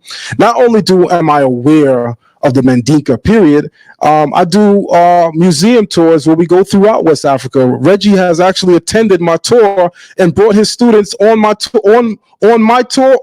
He brought his students on my tour.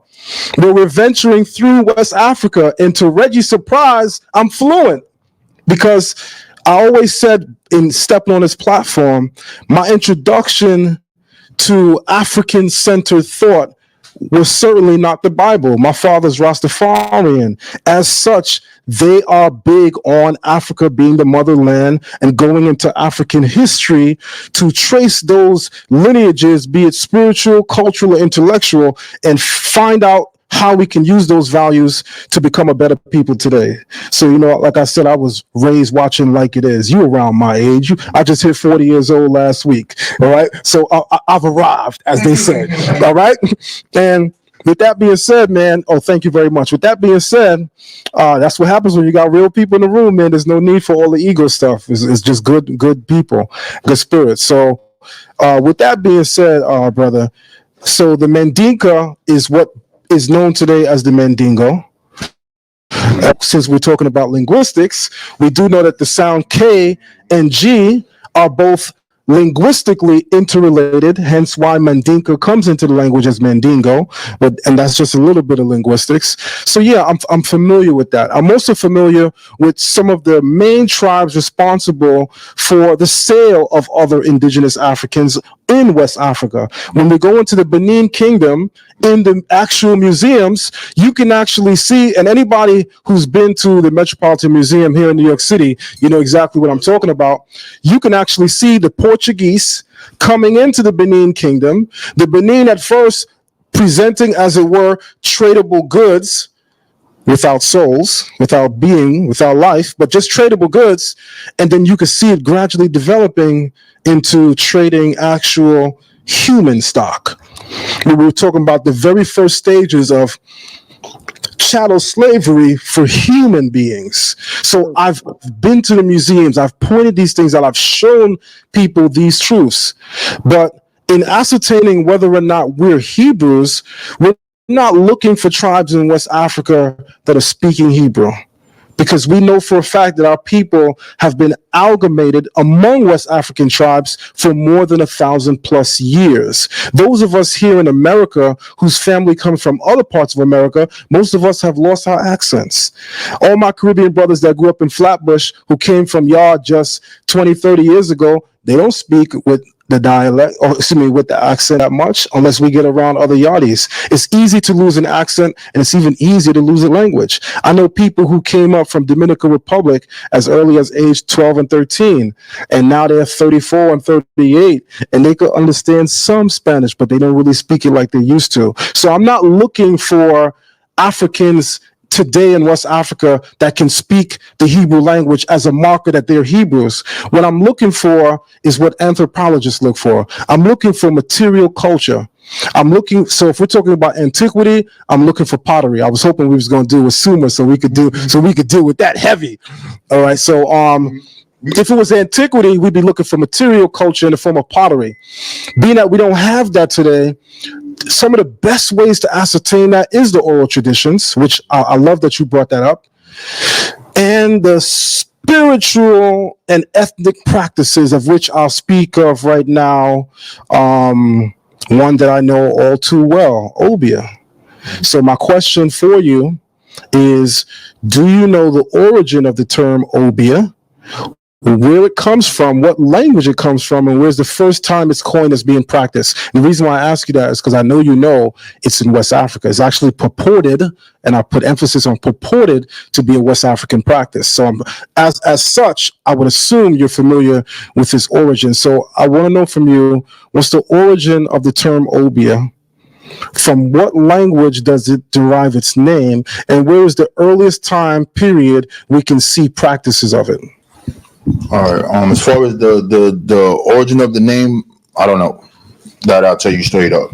As far as the practice of it, I don't know about that being a part of a kingdom in West Africa.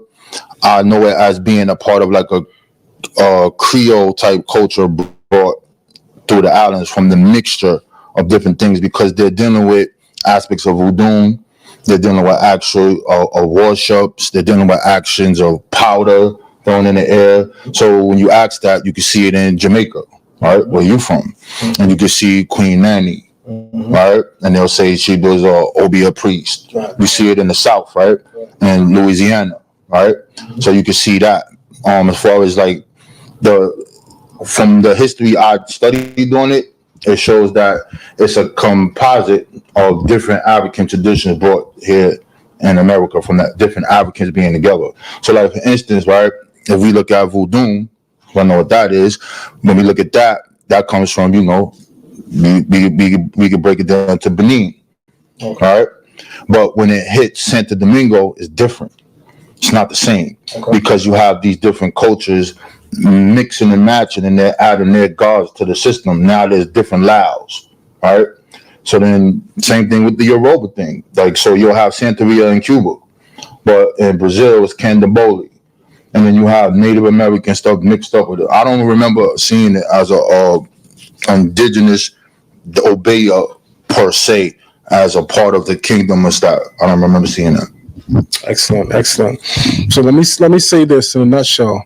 So again, the Bible speaks of the term Obia long before it appears in our jargon today. The Bible actually references the term Obia under the term Ob, which is in Hebrew Aleph Wav Beit.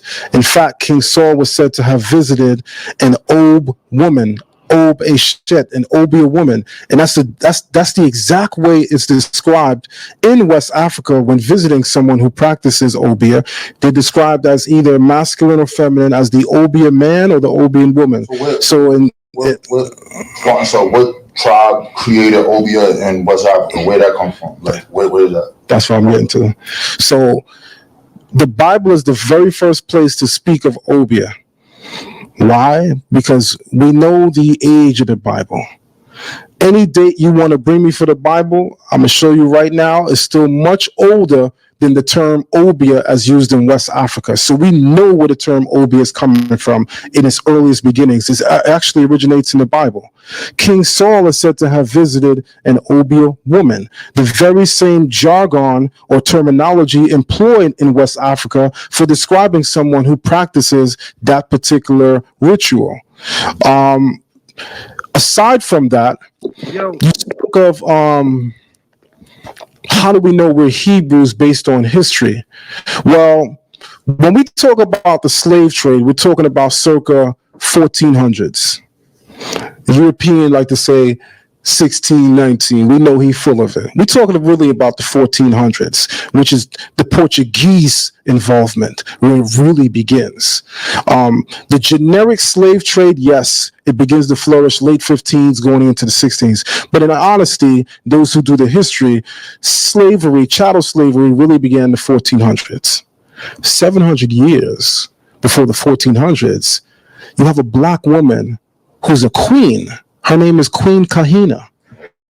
She fought off Muslims in North Africa, and she identified as being a Hebrew. This is 700 years before the Portuguese involvement in slavery in the 1400s. This is 800 years before the Spanish involvement. And this is 900 years before the English involvement in the 1600s. We have Queen Kahina and her people, because she didn't say she was the only one, describing themselves as being of, quote unquote, the faith of the Bible. She literally called herself a Jew. And this is not subjective history. This is objective history because this actually comes from her own writings. Yes, she has writings that she left on record, and she details that she's a Jew. So I think it's best to let our ancestors be the one to tell the story rather than us looking into these histories, and for whatever reason, we all come into knowledge with biases. I always say that. But the reality is, the mark of true scholarship is to take yourself out of your paradigm, look objectively at the information to see what it says. To say that there was no Hebrew practice in all of West Africa is crazy as hell. Why I would say that?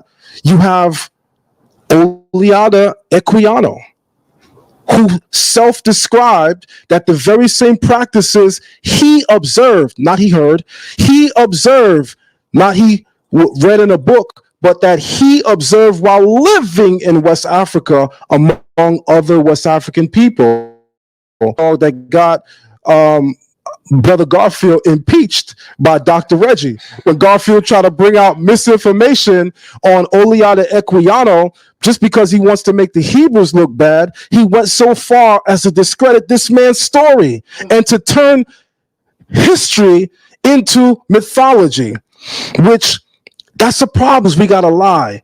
It's a problem when just because we don't agree with the Hebrews, we gotta lie. Look at all the great things Equiano did. You know, I know. You know, what did he do? He spearheaded the abolishment of slavery first in Great Britain that led to abolishment of slavery here. That's the greatest thing he did. So what did he do? Well, shit. His effort ended slavery. It's powerful. We got to tell it. And mind you, he identified as a Jew. He didn't say he was Team Kemet. The guy who was involved with the abolishment of slavery never said Amun Ra. He said Yahweh. So we got to put these things into perspective. And that's just me adding a little enthusiasm because it's a little quiet in the room right now. And, you know, it's side of the TV, so we got to give it our spirit. In a nutshell, what I want to say is, if we go into the cultural practices of the Igbo, in Nigeria in particular, because there is where I have most of my research, in Ghana and Nigeria. That's most of my research. And I'm more than happy and more importantly humble to be honest in saying that. I don't want to say that there. They didn't have that there until the invaders.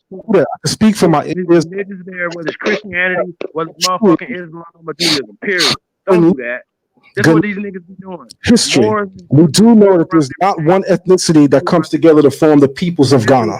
We also know some of the reason for the inbreeding or the fighting among present-day Nigerians is the fact that there are Nigerians with different ethnic bases in Nigeria. So that again, West Africa is not a place where everybody's from the same person. So we're not saying as Hebrews, everybody in West Africa is a Hebrew. So we're not looking for everywhere in West Africa to have Hebrew markers. But what we're saying is that some of the most popular and well-known West African tribes, such as the Ashanti, whom I want to almost dare you to show me that they don't have Hebrew practices, because we actually have pictures of Ashanti priests wearing the Hebrew breastplate of the Kohen Gadol, the high priest. No West African tribe did that. The only people known to do that on the face of the earth are the Hebrews. The Ashanti, to this 8th day circumcision. Show me where in antiquity. Show me. Show me. Hold on. I'm glad you're cutting in. I'm glad you're cutting in. And let me say this. I'm glad you're cutting in, because by you cutting in and saying that, you're completely missing the point that I even demonstrated earlier. I said, and I'm going to say it again, I'm not saying that circumcision is unique to the Hebrews. I know other places and other people practice circumcision. In fact, I'm the only one online who actually translated the circumcision literature in Kemet and put it online. There's no other Kemetic teacher that did that. I'm the only one that did that, and I'm a Hebrew. Woo! So I know that circumcision exists to African tribes. I transcribed it in the Medu Neter. And guess what? They were doing it before the Hebrews, and I acknowledge that. But the one thing I said is that Hebrew circumcision is unique insofar as we're the only ones practicing on the 8th day. Unless you're going to show me some West African girls getting circumcised on the 8th day, which I know you can't show me. So that's the point that I'm speaking to. I'm not saying that these women aren't being circumcised, nor the men. What I'm saying is we have to look at Hebrew culture, and Hebrew culture practices 8th day circumcision. So you can show me circumcision in men, women, dogs, wherever, but I want you to show me 8th day circumcision, which is uniquely Hebrew. Okay. So we got to cover something first. We got to get to Odiano Ekiano. So I'm going to show you something, brother. Mm-hmm. So, you know, I'm an avid book reader here. So you see this right here? Yes, sir. This book. Let me scroll. What's up with this shit? It's not moving. Anyway, it's called Igbo in the Atlantic in the world of Africa. Mm-hmm. On page 55 of, actually, Ekiano has 9 volumes of his book. Yes, sir. On page 55 of his book, when he, first and foremost, on the first chapter, he speaks about his father. And he says that he was a Neri priest. And Neri priests get something called Ichi. Ichi is scarification. Hebrews don't do that. Say it again. It's what? Ichi. I-C-H-I. The other term, scarification. What's that? Well, they get Pacific tribal scars that represent, for them, it represents the moon, the sun. Okay. That's what theirs are, right? And in his work on page 55 of his book, he says to talk about the Jews and to speak about the Jews and who they are, he refers them to 2 doctors. Mm-hmm. And he says these are the basically the authorities on this. And in this aspect, it says that the Hebrews were white, the Jews were white, and then they became black. This is Ekiano, dude you just brought up. You know what I'm saying? So now when you get to the brother and who he's working with, just so the people are clear, mm-hmm. Give the name of the book and the chapter. Ekiano, the interesting narrative. We want the page number. That Hebrews are white. Yeah, he does. He says it. He says he refers to page 55. It depends on which one you have, though. I'm actually look it up right now. Yeah, if you have the what's the name of his autobiography, the interesting narrative of Odiano Ekiano. Mm-hmm. So I want to make sure I'm spelling it correctly. Interesting narrative of Odiano Ekiano. Okay. And he refers to who the authorities are, and one is called Dr. Mitchell. And what's the page you said? I think it's on page 55. So it depends on I don't know what your online thing is going to bring up. But if you have it there. Let me see. I don't think I have it on this one though, because I'm looking at the Igbo book I showed you. Because I wanted to get into something. I'm telling you the page, so you can go look at it. So you can pull it up right here. So let's do it. Yeah, because we want to make sure that we can see what you're saying. Let's do it. So let me see if I got it. So he refers to Dr. Mitchell, and Dr. Mitchell describes who the Jews are. And he said, these are the authorities. So let me see if I got it on here. If it's not on here, then let's see. Let me throw in Ekian on here. And in any event, the brother Clarkson, the white man, made a bet. And the bet was that he could not produce a first-hand account of the slave trade. Oh, he could not produce a first-hand account of the slave trade. And this is why this narrative is even brought forth. The same thing with the boat that we see the ISU PK wear on their chest. They also embellish that boat as well to complete the boat that you constantly see on the that the ISU PK wear on. Same thing. Again, that's another embellishment. I don't know about the boat. That's why Clarkson. Hold on, let me see if I can get this book. Hold on, let me see if I got it. Keep it on your side, because I want to be able to show it. Because I can tell you. I think I got it. I can say this right now. It would definitely be news to me that Eliana has any of his. Notice you there? Yeah, I'm here. Okay. Man, I had been trying to stop him and say they were saying some crazy shit, bro. Like, and what we're like, the whole point is like, listen, man. Zion Lex, brilliant. Rawborn, brilliant. But they don't get the fact, right?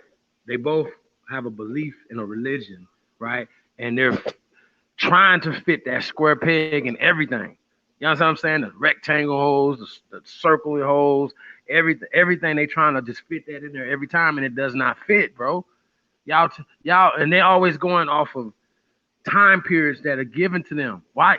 We predate all these goddamn time periods, y'all. And then why is slavery, y'all? Why is that only for us? Why do y'all only talk about slavery from a perspective of us? Like, I don't get that part. I really don't. You know what I'm saying? The recessive man and everybody else were also slaves. It's war. People have wars. People do certain things. People take over other people, stuff like that or whatever. These things happen. So I don't understand why you guys listen, Moors. The reason why we wanted to show you this, right? The same thing that you guys are doing, they're doing. They just changing the names. So if somebody said, yo, Hebrew, he said, well, we're not going to find any text or whatever.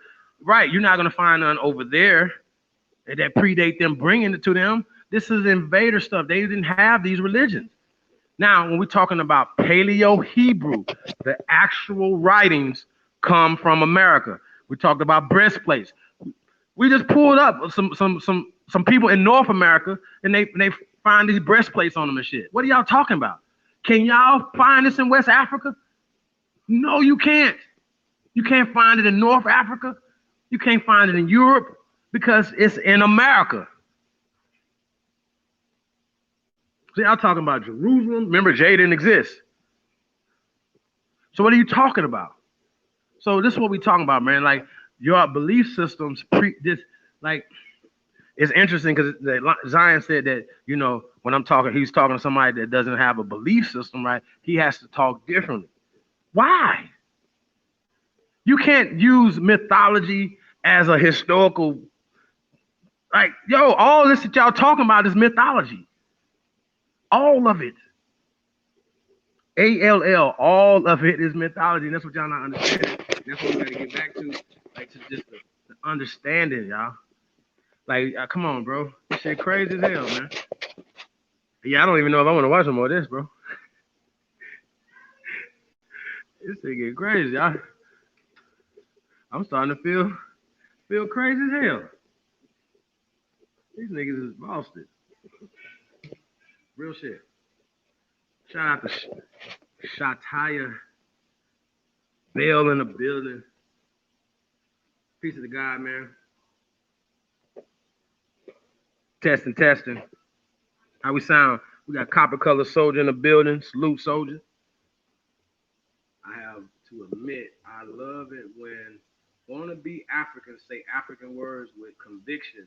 They be feeling themselves. They really do. But once again, though, they're going to interpret all the data that they're getting and all the information. They even go try to find books, right, that will back up what they're saying. So we're talking about this Oh my God. Like when they're saying like I forgot what the queen's name was, and he was like, oh, she was a Hebrew. No, she wasn't. She wasn't an African either. Y'all see how this work? So this is the problem that y'all having right now. So once again, religion is way more dangerous than a Yeti or Bigfoot running down. Like y'all ain't never heard nobody say, man, damn, Bigfoot killed 20 people. How many people religion killed? Today. How many people died off of religion today? Motherfuckers be the same people from the same land, but two different Europeans came in and said, we're going to give you guys Hebrew. We're going to give you guys Christianity. We're going to give you guys Islam. We're going to give you guys Christianity. And these people are fighting like cats and dogs right now in so-called Africa. What are y'all going to do about that? These people right now are enslaving other people right now. These people right now are bowing down to the Arabs because they let the Arabs name them. Do y'all understand? So we're no fucking Hebrews and no, nah, bro, don't do that. Don't do that. See, this is what I'm saying. Zion Lex, come home with your research, fam. You Moors, come home with your research. Why are you over there? It's not from over there. The language is not from over there. The spiritual system is not from over there. The people are not from over there. Okay? We just pulled up a mummy with breastplates and shit on them. What are we talking about? Come on, y'all. Like, this is too... Lotus, what you got, bro? Like, this is crazy. I can't believe these people. I really can't.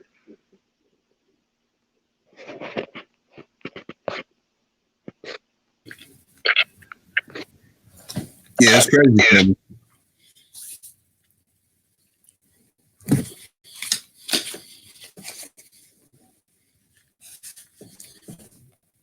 It's very crazy. I had to kind of tone out what was going on in that debate. Okay.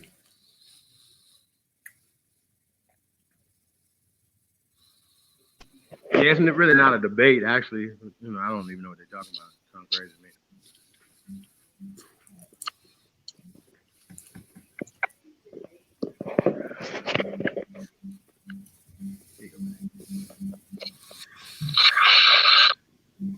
Whoa. Okay. No, it's a loud echo. Hold on, let me go out again and come back in. Before you go out, let's play pull up some music.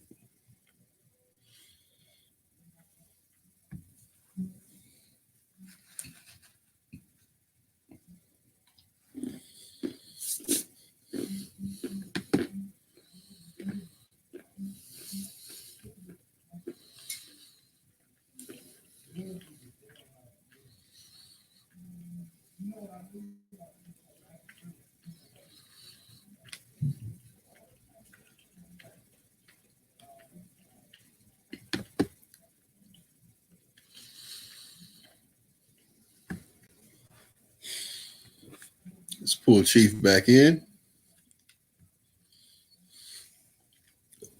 All right, Chief, I got you back in. How that sound? Much better. Okay. Yeah, man. So, you know, like I said, man, these are very smart brothers, man. But like I said, books and belief systems don't go together, like, at all. Like, you know what I'm saying? Like, you see it, you know what I'm saying? Like, they having a conversation about a whole nother place. They're not talking about Jamaica. They're not talking about New York. They're talking about Africa. The whole Hebrew faith, which the Islamic faith springs off of, Christianity's faith springs off of. These are all the same shit. I don't care what nobody says, just different languages. So when he said Most High, like a Christian can say Most High. An Arab can say God and the Most High, right? Because we understand who we're talking about. We're talking about the same person, right? So just because somebody say Allah, I've literally heard people in the past say, Allah ain't my God. You know what I'm saying? And you know what I'm saying? So not understanding that, you know, a Christian who don't speak English wouldn't say God. So what do they have? What would they call they ultimate person? You see what I'm saying? Huh? Do you know? So yeah, and y'all, and the interesting thing about Zion Lex, he's an Old Testament Hebrew. He doesn't believe in Jesus.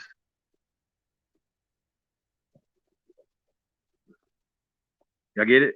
Like he don't even believe he existed. Like he don't even believe the Old Testament, which I think is interesting. You know know anything about that, Lotus? Oh yeah, he doesn't believe in the 1611 King James, the KJV as well. He's completely 100% a Torah Hebrew.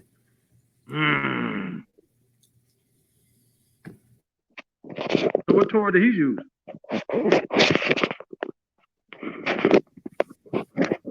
The one that was written by Jews. What's the name of it? I forgot. Like all of it comes from the protocols, but we're getting right. But all this comes from the same stuff, right? These people have literally taken our spiritual systems, remixed them, and then put themselves in it. You know what I'm saying? Put themselves as the ultimate deity.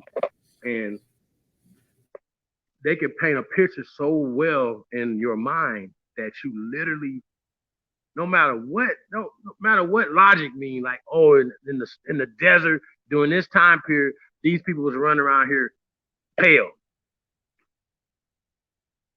They wasn't even pale in Europe.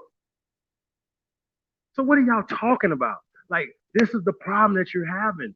Somebody has colonized your mind, and they've used religion. They've used your fears and you know what I'm saying, your imagination against you. They never one time said anything about their ancestors whose blood is running through their veins. What the hell y'all talking about? Y'all giving all these other people credit and wonder why you can't tap into the energy. Shit crazy.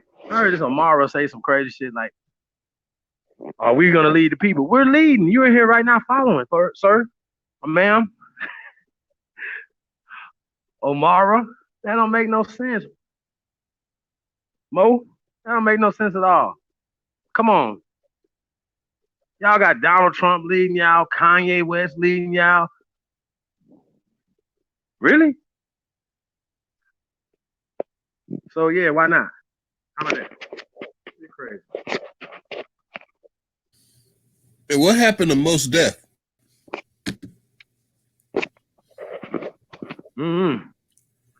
I know he had got left the country one time, and he was talking crazy, and they ain't want to let his ass back in because he was like, I don't need no passport, nigga. Like, all right, yeah, you do, motherfucker. Yasin Bey. You understand? So remember, it's about levels. It's about if you at a point in your research and you say you know it all, you're done. Okay?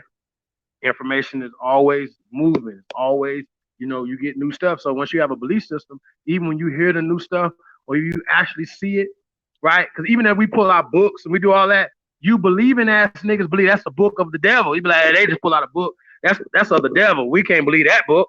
The only book we can believe is this one right here, the Circle 7 or the Bible or the Quran or just the Torah. Fuck out of here, man. Man wrote that. So one thing that did make sense what the brother said yesterday about that this is in us. The word comes from us. So the word is in us. Before people was writing stuff down, we was reciting them in song. So when you see people reciting the Quran in song, they got that from America. They got everything from America. Everything. That's what we saying right now. That's what we standing on. Everything comes from America. Period. I don't care what y'all talk about. You can cry. You can go do all this other thing. It's America first for us. How about that? We're not going back. We're not going off of that. Y'all got to prove something to us. Prove it. You come over here and say, oh, all this Hebrew architect, Moorish architect. Get out of here. This is American architect, baby. This is America, Jack. And that's what y'all missing right now. That's the wave. That's the movement. So y'all asking us who we are and what's our nationality? We're American. If y'all don't understand the social political context behind saying that we the first Americans and standing on America, y'all don't understand that? The power that comes from that? What power do you have by calling yourself a fucking Moorish American? Explain. How is that a nationality? Where is it recognized? Do you guys have a seat at the UN? I need to know. Don't ask us if we got a seat at the UN because we host the UN, sir. The UN is on our land. We are the host of the United Nations, sir. See how that works? Y'all, what is y'all talk? Yo, this shit don't even make no sense. So every time y'all see something, y'all always painting it in the picture that y'all want to paint, and then you can't prove it at all. You don't have any proof of this. You can't pull up a tomb and say, right there go Jesus. Right there go Abraham. Right there go Moses. You can't do that. And listen, you should be able to do that because they have pulled up tombs that's older than them. Where is that? Oh, I forgot. Jesus escaped. He ran up out of there. Get the fuck out. Come on, bro. Y'all believe everything. He ascended into the heavens and you waiting on him to come back. Really? That nigga come back, y'all stone him. Y'all wouldn't even believe him. Y'all be talking just like right now. If I said I was Jesus, y'all be mad than a motherfucker. Shit crazy, yo. I can't believe in 2019 people are still believers running around here. And they're trying to push their beliefs off on everybody else. I think that's crazy. Mr. L, only the wise in the building. Shit crazy, yo. L comes from America. L does not come from Spain, sir. That's called Castile. And that's in the 1500s. So we ain't even, what are you talking about? We've been America. We've been here, you know what I'm saying? So all this stuff y'all get seeing, like I said, you know, it's a new rendition. And people are creating these things to take social, political, economic power from us. And we've seen this is the source of their power. So if we can get into it, right? You can't fix nothing, right? You can't be a troubleshooter unless you know the origin of where the trouble comes from. The trouble comes from these goddamn word spells y'all believe in. Oh, it's right here. I can't believe that these people actually believe in curses. Like Zion Lex is super smart. But when he's talking to Rob Bourne, he knows Rob Bourne ain't gonna rock with that. He still believes in that. Because it came in Deuteronomy. Somebody wrote in the book. You don't see the problem with that? That the people, how that works in their interest, in their best interest, socially, politically, economically. Don't y'all see how that works? He's not selling that Torah to nobody. They're not selling no Bibles to nobody. He's not selling on those books. He didn't create none of those books that Rob Bourne is talking about. So somebody is. Somebody's editing this stuff, y'all. Nah, you got to change this right here. You got to change this right here. Y'all, nah, you can't put that on there. Oh, we're not putting your book out. It'd be marked up. Read it out, all type of shit. They be changing words and shit. Come on, y'all. Do y'all understand what's going on? This is the problem. So in order for us to fix a problem, we had to go to the origin of it. So the origin of what you guys are saying, remember, y'all asked for this fight. We didn't. You know what I'm saying? You guys have been used to being the bullies on the block until a bigger bully come and knock your shit off. That's how that works. And so y'all Grand Sheik, Umar, talking about this is elementary. Your Grand Sheik was over here talking the crazy shit. It's in the chat room. Like, I can't believe it. What's y'all nationality? American. You're a Moorish American. We're American. Who you think has more rights here in America? A Moorish American or American? Because remember, the Americans is giving the Moorish, they got to go petition at their courts. You niggas are smart enough to have your own motherfucking courts. What happened to that? Come on, bro. Like, this ain't real. This ain't real.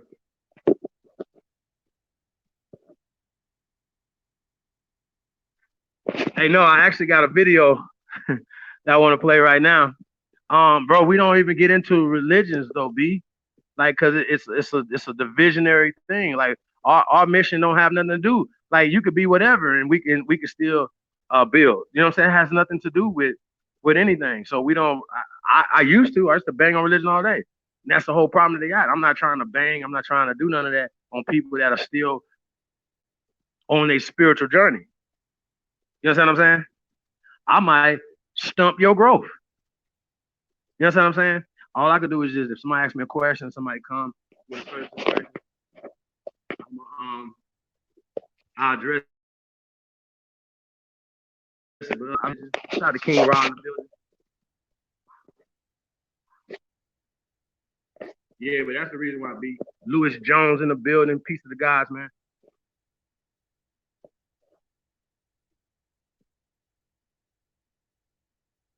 Yeah, I mean, you know what though? If you miseducated, and most of us have been, like we've all been miseducated, and then we've all been socialized. The fucked up part about that is these guys will tell you that, but then turn around and then grab a school book, grab a religious book, and say, "Here you go, right here. This is the word from God, right?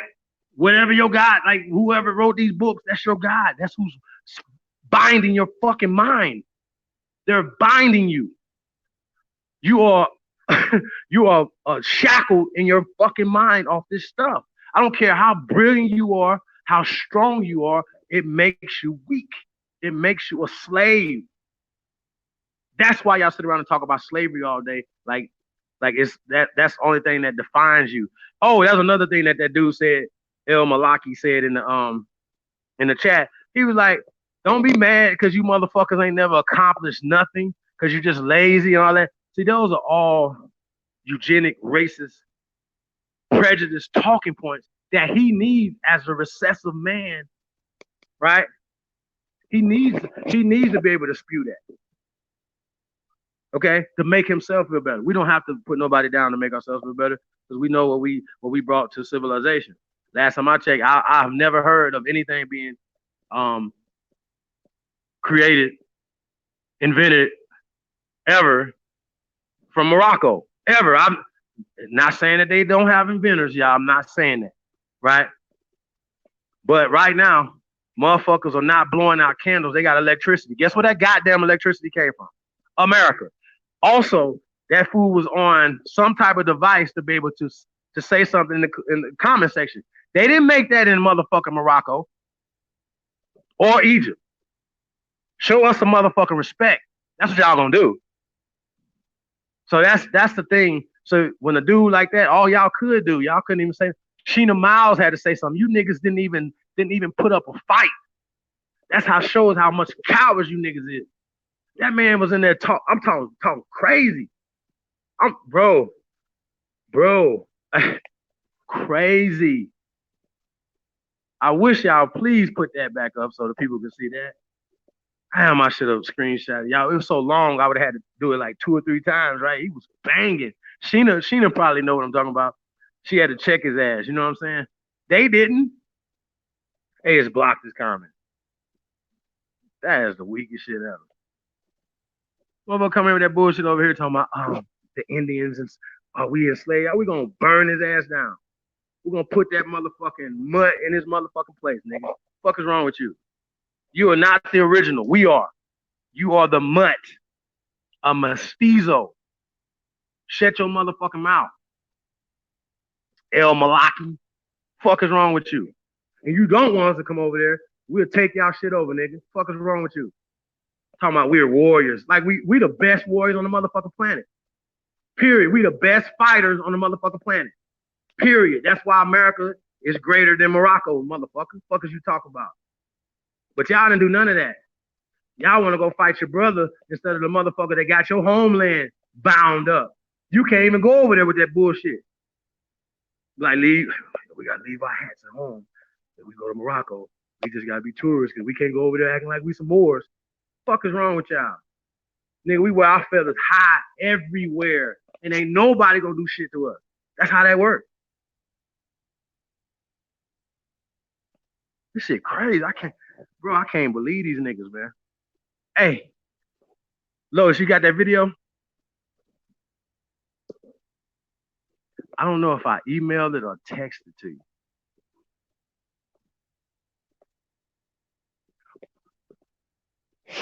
Lois, you there? Yo. Yeah, I'm still here. Waking their ass up in the building. Oh yeah. Yeah, it's almost 12 here. Oh, you starting to slow down, huh? Oh yeah, a little bit. A little. Well, I definitely want to play a video, man, because that'll definitely put you to sleep. So,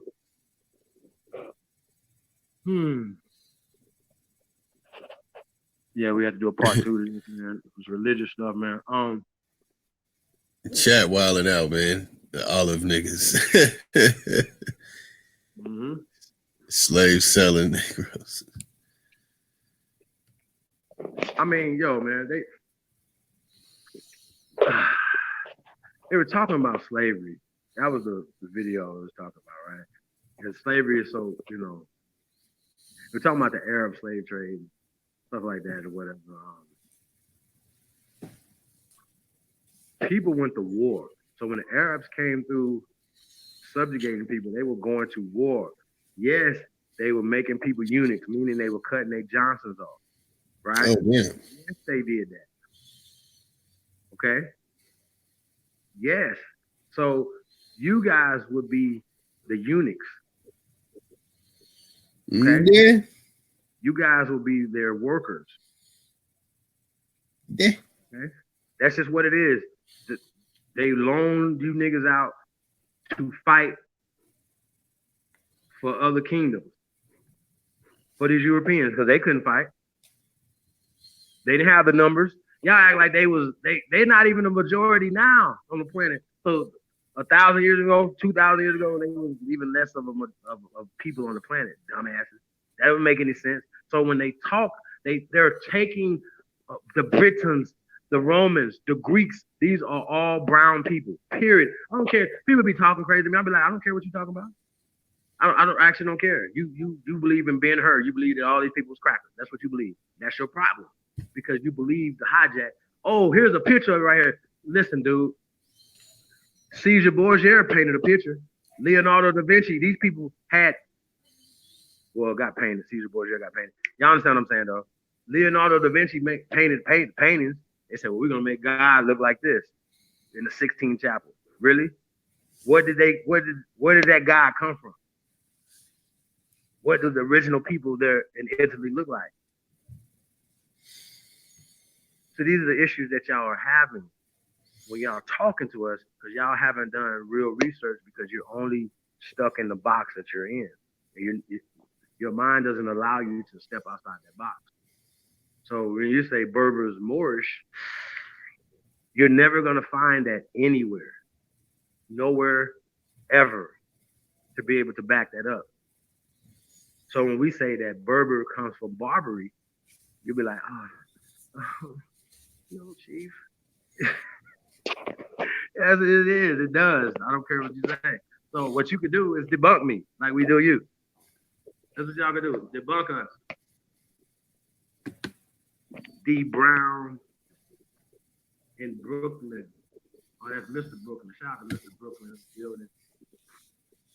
Henry Copeland in the building. Peace to the guys, man. Yo, hey, this is what it is, y'all. Yeah, this is crazy, y'all. Like, they used to worship brown deities before they changed them. That's new. So when you start looking at yourself from the eyes of these people who created a artificial, shout out to Leave Son, an artificial concept of what your deity should be. I seen somebody on Instagram yesterday, right? And it was like, when they ask you who's your God, and he said, I'm holding mine in my arms. He had his mama, he was hugging his mama. You know what I'm saying? Shout out to that brother, man. That's what I'm talking about. I don't know what y'all talking about, and that's the reason why you guys have the issues you have, because you guys just love men and you don't like women. This is what it is. They call it phallus worshiping. How does that make sense? How is that life for a man? Like, it don't have nothing to do with us. Like, I don't want to see the Washington Monument is a big ass fallacy. You understand? The fucking Mormons, right? That's interesting too, Moors. Are y'all taking credit for the Mormons? By the way, is that y'all Mormons? But anyway, they put pyramids up, or they'll put up a phallus for their tomb. Did y'all know that? I told y'all that they was Egyptologists too, right? John Smith and all these guys, all these Protestants and all these other people, all like who invited? See, these are the questions that y'all gotta ask. And see, this little sparring match that we having is going to expose you guys, okay? Because we're gonna ask real questions. What's going on? How did in the early 1900s did Noble Drew Ali go to Egypt? Where did he go to school? Who was his teacher? What did he have on his passport? Like, I just need to know these things. Y'all like, how did he get there? Like, what's going on? So why him? You know what I'm saying? It's just, I got so many questions that need to be answered. You know what I'm saying? And I hope that you guys have the same. Ask questions. Just don't take stuff and believe it. Because you got people right now still joining the Nuwapians. They don't have to know the ins and outs of what happened with Malachi Z. York. They don't have to do that. That don't even matter, because people like Polite is in their face using the tactics of Malachi Z. York. So by the time these people have been brainwashed, and then what's to say they find out about dude being in prison for child molestation, they're so much of a believer, right, in what these people have told them all this time, that they'll believe Polite when he say that that's the government just took down the master teacher. It was a conspiracy, because they can now put him in the realm of political prisoners or war, or, martyrs and stuff like that, right? But the problem is, right, with this whole thing, y'all, is no man who's never touched a child would plead guilty to that. Period. Do y'all understand? He's on camera pleading guilty, right? And I remember we was having a kind of a debate about this, right? And it was a youngster. He was a youngster. So he never even met their master teacher. Once again, he was already gone by the time this guy came in. But he felt so strongly about the messages and the things that he was getting from people in these books that he said they was torturing him. They made him say this. I was like, Lotus, you with me?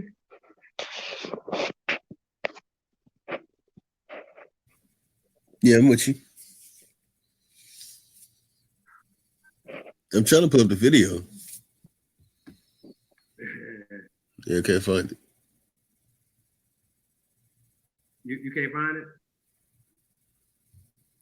Yeah, not in my email. Yeah, I texted to you.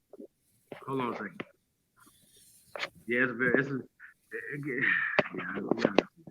it gets to all this slave talk and stuff like that or whatever, right? They even start breaking, like when you, like the people that they're calling Arabs right now were dark skinned at some point. So these people are new. So once again, what you're seeing, remember the Etruscans and these people, whatever, right? You're seeing before the Caucasian or the pale man was even in a position to get power, right? We were power, and we were fighting against each other in America, in Asia, in Europe, right? In Siberia, the oldest people there are Negroes. Okay, so when you guys see certain architecture, certain things or whatever, it's because we created it. So when you talk about was that Pushkin that created the Russian language? They like, yo, they say stuff like that, be like, well, what the fuck? It'd be like one brother created their whole language for these people. That's dumb. That doesn't make any sense. Yeah, it doesn't work like that. It don't work like that. These people are originally copper-colored people. Copper-colored people inhabited this entire planet for millions of years, circumnavigating this planet for millions of years, did all these things for millions of years before anybody else came on the planet. Period. That's what we got. That's what we got to come up with. So all these new Johnny-come-lately ass terms and stuff like that put you in slavery, a mental, which turns into a physical slavery because we're paralyzed. Once again, I asked the question, right? We already know all the monies that the church pull in. Now, I don't know what type of monies that the Moore Science Temple pull in. I don't know. Nation of Islam pull in a lot of money too, but they sell their newspapers and pies and stuff like that or whatever. So it's not like it's you know, they kind of give you something for what they take it. The church, millions of dollars every Monday literally go into hell banks every Monday. Millions of dollars, if not billions of dollars, go into the bank every Monday. Could you imagine if just one Monday they said, you know what, we're going to take this Sunday's money and we're going to invest it back into the people. Just this Sunday. Just one Sunday. Could y'all imagine that money just coming back into the community? It would do so well. They would be like, damn, we need to do this once a month. Just once a month. 12 times a year, y'all give back. Just 12. Out of the 52 weeks you got, you can give us 12 weeks. That's all you got to do. Just 12 Sundays. Say, hey, here, we're gonna not donate, invest this money back where we got it from. You literally got it from these people. Why not? It's like crowdfunding, right? So you crowdfund where you build back up the fucking community that you take shit out of. Yes, that work. It's not hard, y'all. It's not rocket science. Have y'all ever seen a church that started out in the hood? Pastor started in the hood, he get on. That nigga's raped the whole hood. Now he up in the suburbs somewhere with his church, even bigger. You understand what I'm saying? The lot that he left is empty or some shit or whatever. Come on, y'all. It just no. We can't accept that, especially from people that we have invested so much into. So yeah, I definitely blame the church more on that. You know what I'm saying? The church bodies, they definitely got to do better, man. So these are the type of conversation that we got to have. And see, the thing is, right, this will let us know, at least we can have the conversation with the pastors, with the imams, with the sheikhs, with the fucking the rabbis and shit. We can have these conversations with them. You know what I'm saying? Like, look, these are the plans that we have. Are you guys down with them?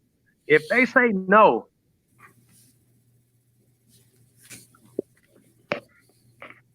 they ain't gonna want to say no. Shout out to IMU in the building.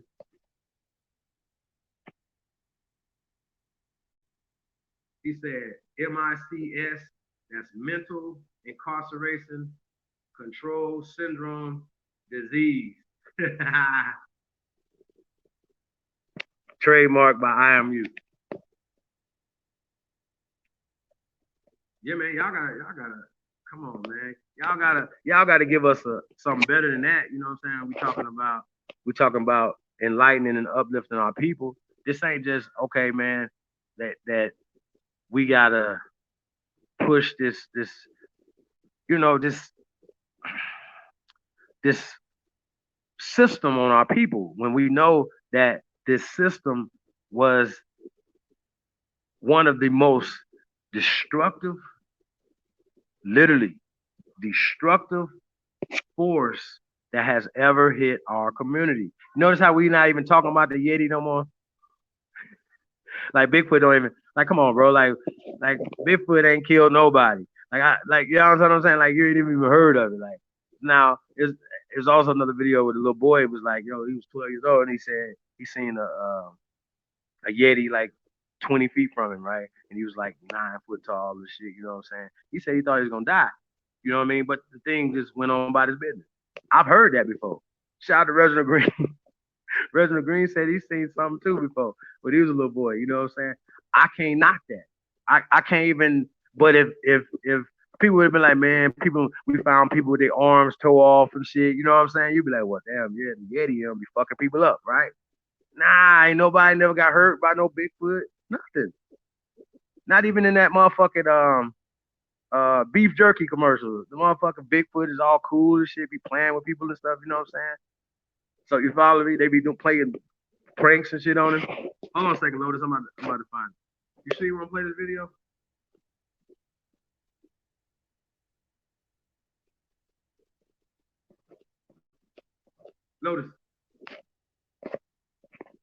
Lotus. Oh yeah, I'm still here. All right, hold on. Did you look in your Texas? Yeah.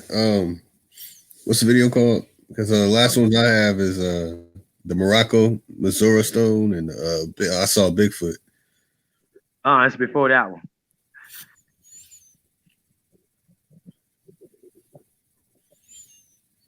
If not, I just gotta go back and find it. Yeah, maybe you sent it in a different thread. What's the name of the video? Is it Arab slave trade? That's it. Okay, yeah, that was in another one. All right. Yeah, I think this is important, y'all.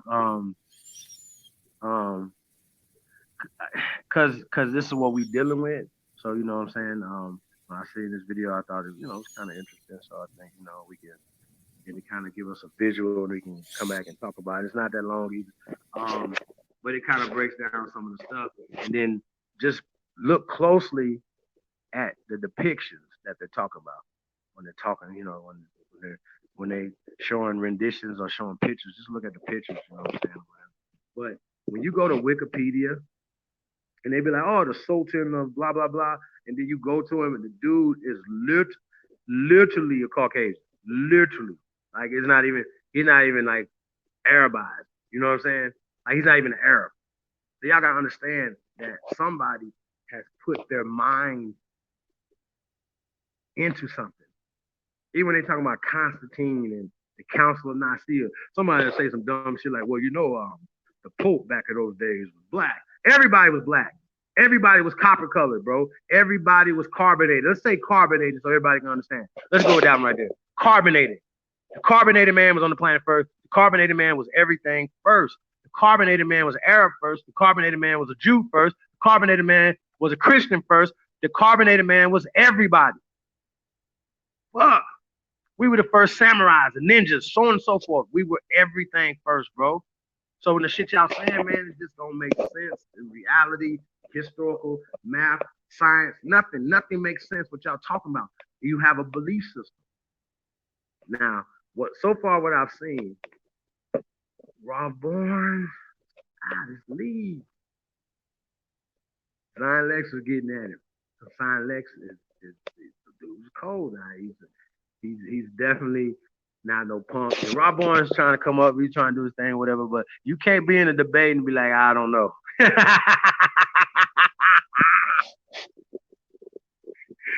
You never say that, bro. Lotus, you know what I'm saying? You never say that, bro. You never say that. I don't give a fuck. You never say that. Sure can't. Huh? You sure can't say that in a real debate. You can't say it. At least be like, man, you have to spark my recollection or something. You know what I'm saying? You cannot be like you don't know something, because before you debate somebody, you have to know where they're going to be coming from. You have to do that research. That's the problem they have. They don't know where we're coming from. After watching all our videos and do everything or whatever, they still like, how is this happening? How are we losing? Because you're caught in word spells. Like dude was trying to tell me about Gullah comes from Gula and all this other shit.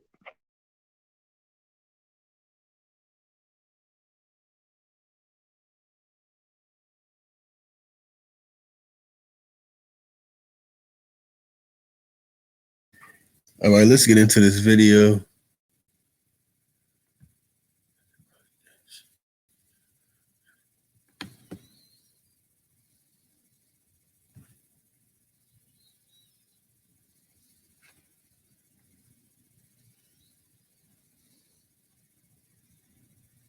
What you say, bro? So we're about to get into this video right now. Peace to everybody, man. You know, like I said, this is for educational purposes. You look fantastic. Thank you. I finally hit rock bottom when I realized for my 34th birthday. 42C, the British Consul General in Morocco wrote a letter to the Sultan to ask him if he had taken any measures to stop slavery, or at least slave trade. The Sultan replied that he did not do anything about it because it had been the norm since the time of the sons of Adam, and no sects of Islam are against it. Hence, he will not permit anything that the Quran forbids, and will not make anything unlawful that the Quran has allowed. In the Sultan's reply, we see the simplest justification, or at least excuse, for almost 1300 years of slavery in the Islamic world.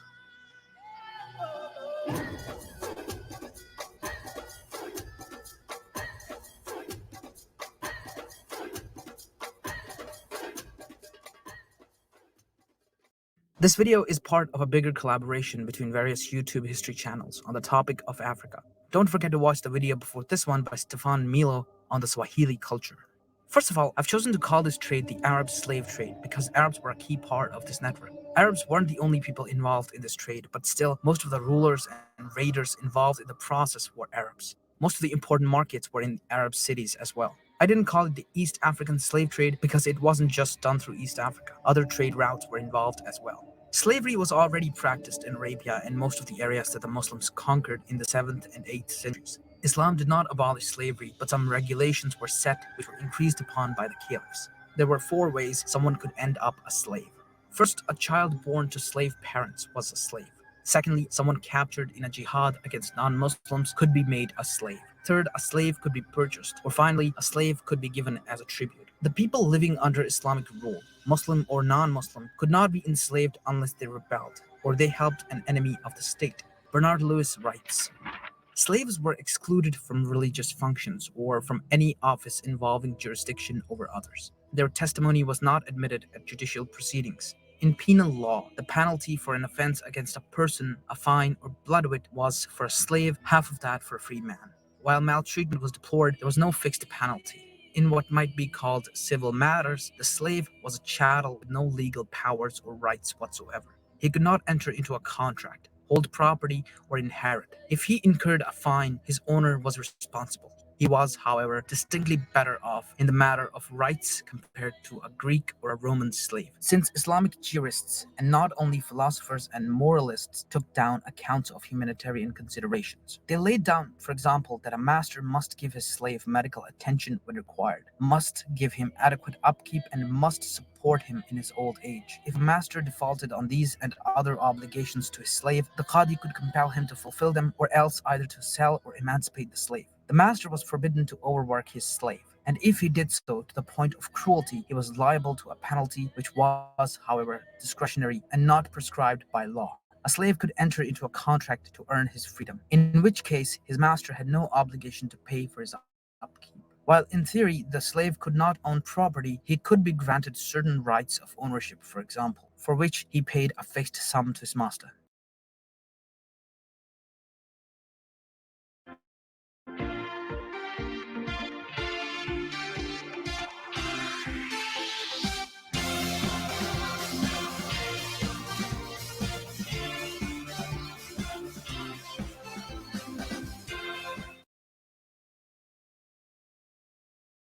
So I went to Lowe's and got some shirts. Doing it right runs in the family's hardworking brands like DeWalt, Cobalt, and Craftsman, because you can bring the holidays together, even if you're apart. Get your choice of Craftsman power tool kit or air compressor for $99. Do it with Lowe's.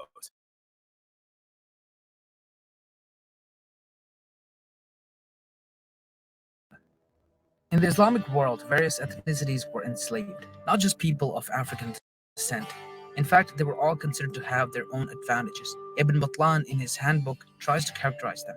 He recommends Indians and Nubians as guards of persons or property, as laborers, servants, and eunuchs he recommends Zanj, and as slaves, Turks, and Slavs. Yes, even white people could be enslaved. However, there was a distinction between them. The white slaves were called mamluk, or owned, and the black slaves were called abd, which means slave. Where white slaves could rise up to respectable positions, the black slaves could not. The Mamluks had their own dynasties in Egypt and India, but the Abd slaves never did. In fact, even in literature or poetry, we hardly find an example of a black man, slave or otherwise, after the Umayyads. Even free Muslim people weren't all treated fairly across the Muslim world, but as always, there were exceptions. An early chronicler, Jashiari, writes an anecdote about a man called Abdul Hamid, who was apparently the secretary of the last Umayyad caliph. The story goes that the caliph had received a gift of a black slave from a provincial governor. The caliph was unhappy with him and told his secretary to write a letter of gratitude and disparagement. Abdul Hamid wrote, "Had you been able to find a smaller number than one and a worse color than black, you would have sent that as a gift." This story, along with many others, show that Arabs didn't view African slaves particularly nicely and preferred other ethnicities if they could get them. Even in the times of Prophet Muhammad, Byzantine and Persian slaves were found in Arabia. Africans were just one of various slaves available. However, over time, the number of black slaves grew disproportionately. Main reason for that was the stabilization of the frontiers. Turks and Indians started to embrace Islam, and so not many of them could be enslaved. And as jihad slowed down after the 8th century, so did the number of non-white slaves. Mostly against Byzantine and other European states, captured prisoners were ransomed or exchanged. While it's easy to say that the distinguishing factor between slaves and non-slaves was religion and not race, that's not all that true. The ruler of Bornu, for example, complained in a letter to the Sultan in Egypt about how the slave trades were ravaging Bornu and enslaving free men, even members of the ruler's family and Muslims. While it was forbidden to enslave Muslims, in practice, if you were a black Muslim, you could be enslaved. Very early on, the Muslims signed a treaty with Nubia, where Nubia would provide slaves in exchange for peace. This was probably the reason that Nubia was not taken over by the Muslims for quite a while. However, conquests across the Sahara opened trade routes across the African continent, and among the things transported across the routes were religion, ideas, and unfortunately, slaves. Muslim Arabs bought slaves from these routes all across northern Africa and brought them back into the Islamic heartland. This started almost right after the conquests and the subsequent stabilization of the frontiers. The coast of the Zanj, modern Kenya and Tanzania, was used by the Arabs to bring slaves to Yemen, and from there Oman and the Persian Gulf, and cities like Basra and Baghdad is where they were sold to the Muslims. Somalis, before they were Islamized, were a large number of slaves imported, and later interior peoples were exported as slaves from the Somali coast across into Yemen, and from there via Mecca, Damascus, and Baghdad. In Mesopotamia, a large number of Zanj slaves were used in thousands of plantations and saltpeter mines. Apparently, the working conditions were so terrible that they revolted numerous times between 868 CE and 883 CE and became a serious threat to the Caliphate. This went on for centuries and became a system, but it wasn't as severe as it later grew into. At the time, various African tribes raided each other and enslaved the prisoners, selling them on the frontiers of the Islamic Empire. From here, Arabs took over and took these slaves inland to be sold on the borders, but also in India and across the Mediterranean. Unfortunately, the holiest site in the Islamic world, Mecca, became a bustling market for slave trading. People bought slaves in this market when they visited for Hajj, the Islamic pilgrimage. Slaves were brought there as a commodity, which could be sold to get some cash. They were easier to protect than other precious commodity in a huge caravan, so people brought them along. People also brought them in Mecca, since people from all over the world would gather there. All the way up to 1962 CE, slaves were being sold in Mecca. In The Legacy of Arab Islam in Africa, John Elambila Azuma writes the following. The main area from which slaves were drawn and exported to Egypt and other North African Muslim locations, and then to the Islamic wider world, were the central and western Sudan. The traffic started mainly from Nubia, from which the people living to the south and east of Dongola were taken to Egypt. Slaves were exported also from Kanem Borno via Fezzan to Cairo, Tripoli, and Kairouan. People groups living around the Lake Chad area were later exported along this route. While in the 18th and 19th centuries, Bagirmi slaves, especially eunuchs, formed an important part of the slave traffic along this route. Some were later sent from Tripoli to ports in modern Turkey, Greece, Albania, and southern Yugoslavia, which were all at the time under the Ottoman Empire. Slaves from Middle Niger and the Atlantic coast were also drawn from Gao, Yavargla to Tahret in modern Algeria, and Kairouan, and later from Timbuktu through Tuwat to Tlemcen, Sijilmasa, Fez, and other centers of the Muslim Maghreb, from where some passed into Muslim Spain and Sicily when it was under Muslim domination between the 9th and 11th centuries. Ibn Khaldun testifies to the presence of large slave populations in the 14th century North Africa, when he wrote that the blacks constituted the ordinary mass of slaves. Muslim Berber groups of North Africa, like like the Tuareg and the Moors, became the chief agents in the raiding and in the traffic of black slaves to North Africa, Spain, Turkey, and the Mediterranean world, some of whom were taken as far as India. As early as the 8th century, the Berber Ibadi community of North Africa virtually controlled the trade routes and thus the traffic in black slaves. Considering the terrible conditions on these routes and the increasingly predatory nature of the slave raids, one historian estimates that for every slave that was sold in the market, 10 had died on the way there. These raids were also labeled jihad by raiders to legitimize them. Neither the Muslim raiders nor the buyers of the slaves really cared about who the slaves were and where they came from. The Swahili coast became a bustling hub of slave trading. A network was established across the Indian Ocean and the Persian Gulf. In the 18th and 19th century, when ivory trade was on the rise, these slaves were also forced to carry ivory and other precious commodities on their ways to the markets by the raiders. It was during those centuries that the slave trade reached its peak. From around 1800 CE to 1850 CE, most European countries abolished slavery, and the slave trade started to die on the western side. However, on the east, it was picking up further. The British did try to have countries abolish it, but it didn't work. Not only did it not work, but it probably had the opposite effect. The colonization was taking place, and a lot of these countries exported slaves. Muslim Bornu, for example, entered into a trade deal with the Ottoman Empire to provide them slaves. Muslim Africa ravaged the continent and raided deep into it. The stories of these raids are disturbing, to say the least. Most Muslim rulers of the region were interested in slavery because it was profitable. There weren't many advocating for abolition, even though in Europe slavery had mostly died out. The British could not force the rulers to do away with slavery.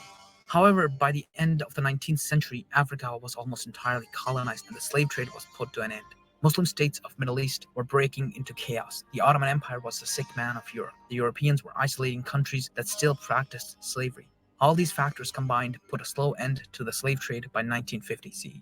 It was outlawed in Saudi Arabia in 1962. However, slavery in some form is still practiced in various Muslim and African countries. From 1450 to 1850 CE, an estimated 12 million slaves were traded from Africa to the Americas. In around the same period, 5 million African slaves were traded by the Muslims. However, the Islamic trade existed for a much longer period than the European one, and the total number of slaves traded from 600 CE to 1900 is around 17 million. Thank you for watching this video. This video was just an overview of the Arab slave trade. More videos will follow. As I said before, it's part of a huge collaboration between many YouTube history channels on Africa. So don't forget to watch the video after it about the Great Zimbabwe by History Time. See you next time.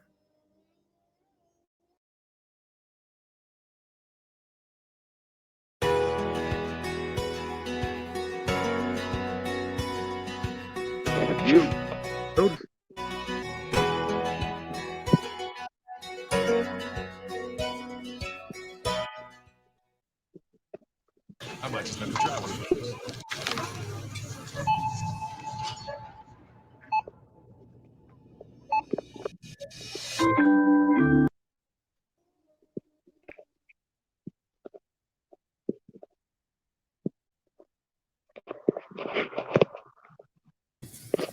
All right, that's the end of that one. And we're gonna have to continue this background kind of loud.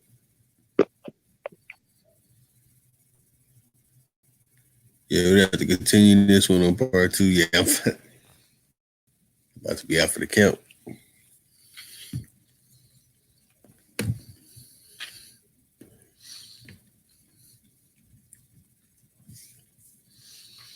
Yeah, before I go, it's like this part about it is skipped over. It's very interesting. Anyway, you there, Chief?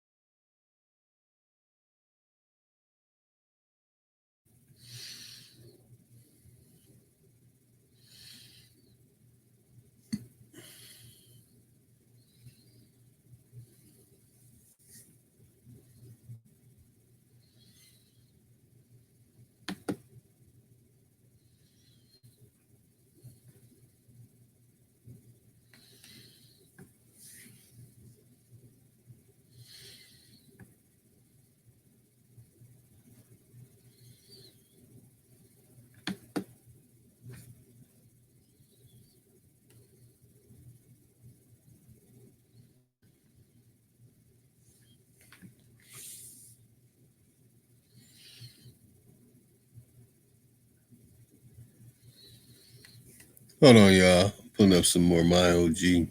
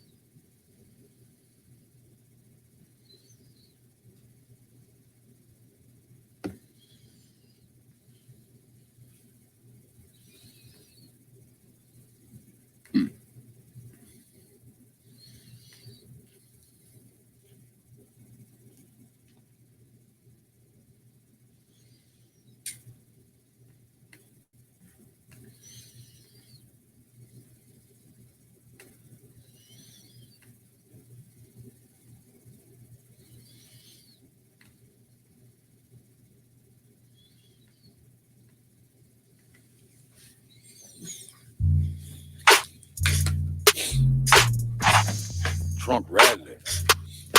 About to knock the trunk off. Corrupt City, check this out. Yeah, bought the money back to Texas. Bought the money back to Texas. When I done got it and came on back with it and bought the money back to Texas. When I done got it and came on back with it and bought the money back to Texas.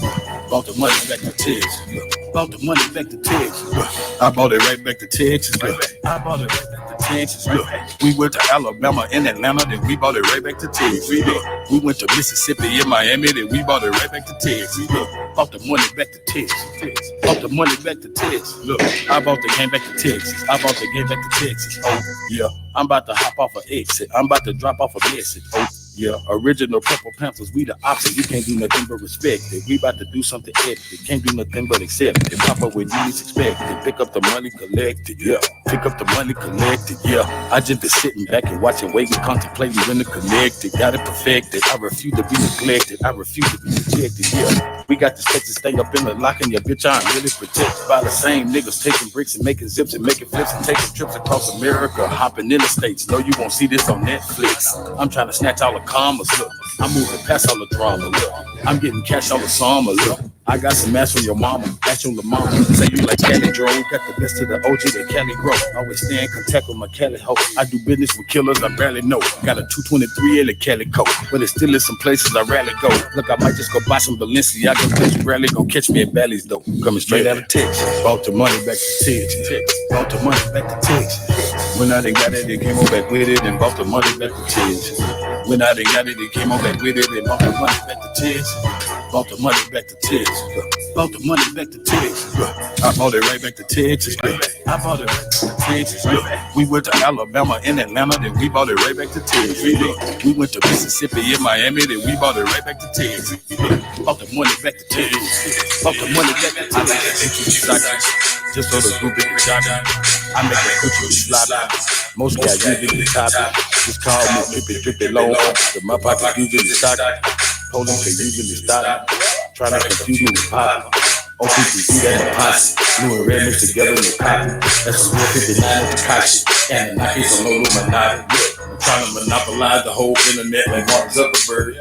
Get sued by the government, then say my name is Dark Zuckerberg. I might just spend a cool $1 billion on construction and create my own cryptocurrency right out of nothing. No bluffing. I might create something that costs $1 that's needed by everybody in China, so I can make $1 billion every day to spend it all kind of investments with assessments, big developments, but not invested. Street tested. Yeah, I stretched it. That's a smart nigga. You guessed it. See, Jeff Bezos and Bill Gates is really who I'm trying to flex with. They made $1 trillion and build a black city in the middle of Texas. Bought it right back to Texas. Bought the money back to Texas. Bought the money back to Texas. When now they got it, they came on back with it and bought the money back to Texas. When now they got it, they came on back with it and bought the money back to Texas. Bought the money back to Texas.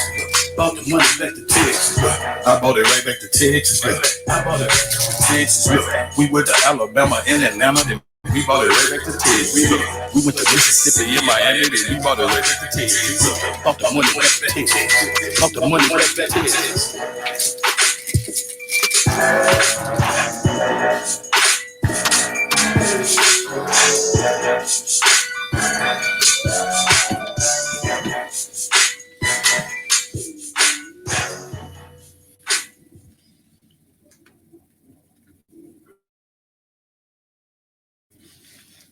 My bad, y'all.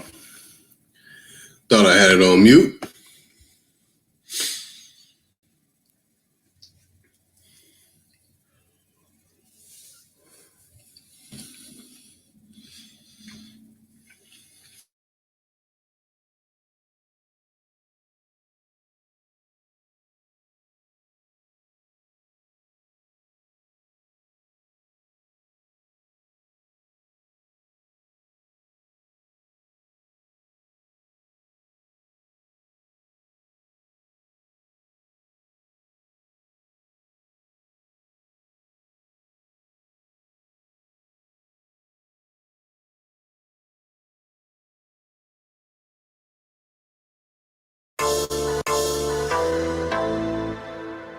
Beautiful, beautiful. My money is gorgeous, gorgeous. My honey is enticing. Beautiful. Free game for sale. Hey. Loving my life is so beautiful, beautiful. All of the ice is so beautiful, beautiful. All of my price is so beautiful. Everything is so nice, it's so beautiful, beautiful, beautiful, beautiful, beautiful, beautiful, beautiful nigga. Bitch, I'm a beautiful, beautiful, beautiful, beautiful, beautiful nigga. Hey, love how I live it so beautiful, beautiful. Love how I spit it so beautiful, beautiful. All of my kids is so beautiful, beautiful. My skin is so dark, it's so beautiful, beautiful, beautiful, beautiful, beautiful, beautiful nigga. Bitch, I'm a beautiful, beautiful, beautiful, beautiful, beautiful nigga. Hey, I spit the game in with beautiful look. I whipped the cane in with beautiful look. I hit the Notre Dame when I was young, cause they saw that thing, it was beautiful, beautiful. Bitch, I'm so DEA, beautiful look. My bitch so DEA, beautiful look. I had a curry and chicken, I promise you, she did the DEA, beautiful look. White girl, irrefusable look. Reputation, irrefutable look. Lifestyle, very suitable look. Street cred, very provable, beautiful. Honest sergeant, I'm recruitable. OG Gina, you can Google them. Drop the top, it's so removable. Ain't no budget, ain't no moving them. It ain't nothing you can do with them. Beautiful bitch and a bootiful. Watch how many tricks are bootiful. Titty nipples looking trueable. Heads turning, looking screwable. Selling coochie in a can, counting caddy cooling in my cubicle. Ain't no telling what I do to you. Know that I do to do round and round and round and round like a hula hoop. Trying to dumb banging on beats, ain't no fruity little bitch. Loving my life is so beautiful, beautiful. All of the ice is so beautiful, beautiful. All of my price is so beautiful. Everything is so nice, it's so beautiful, beautiful, beautiful, beautiful, beautiful, beautiful, beautiful nigga. Bitch, I'm a beautiful, beautiful, beautiful, beautiful, beautiful nigga. Hey, love how I live it so beautiful, beautiful. Love how I spit it so beautiful, beautiful. All of my kids is so beautiful, beautiful. My skin is so dark, it's so beautiful, beautiful, beautiful, beautiful, beautiful, beautiful nigga. Bitch, I'm a beautiful, beautiful, beautiful, beautiful, beautiful nigga. Hey, get on the track and watch me catch a body like they throwing people. Them 10,000 cooklands in Colorado, then we growing is legal. Sewing up the street like a needle, stacking chips and Pringles, Cheeto, Fritos, then them Doritos. We gon' go the opposite way, the police go, she gon' throw on my maker, then my little freako. But peep though, watch how the story get deep though. Yes, I'm connected with Chico, and that's me amigo, but we do nothing illegal. But ain't nothing free but a free throw, a full black Latino, a pico de gallo burrito, a gladiator and I know Paquito, but that's how I eat though. My pockets on Danny DeVito, my new chick, she from Puerto Rico, Canadian chick from Toledo. She get all that medicine Frito, she sell it and give it to me though. That Frito. I touch down and light up the street though. I'm selling this game by the kilo. I'm balling like I just got chemo. Just holler my name if you Nemo. I keep people peeping through people. Got A1 for silver for Cheeto. A king of the ghetto like Zero. A neighborhood hero. Loving my life is so beautiful, beautiful. All of this ice is so beautiful, beautiful. All of my price is so beautiful. Everything is so nice, it's so beautiful, beautiful, beautiful, beautiful, beautiful, beautiful, beautiful nigga. Bitch, I'm a beautiful, beautiful, beautiful, beautiful, beautiful nigga. Hey, love how I live it so beautiful, beautiful. Love how I spit it so beautiful, beautiful. All of my kids is so beautiful, beautiful. My skin is so dark, it's so beautiful, beautiful, beautiful, beautiful, beautiful, beautiful nigga. Bitch, I'm a beautiful, beautiful, beautiful, beautiful, beautiful nigga. Hey. That's right. Yeah. Beautiful nigga. Purple Panthers Entertainment. My OG. Yeah. D-Town stand up. Yeah, man, that's a beautiful nigga. We all beautiful. Look at my skin, so dark and so beautiful. Beautiful, beautiful. Shout out to the tribe, man. We in the building. Hey, I like to say, I want to say this, man. I want everybody to know, right?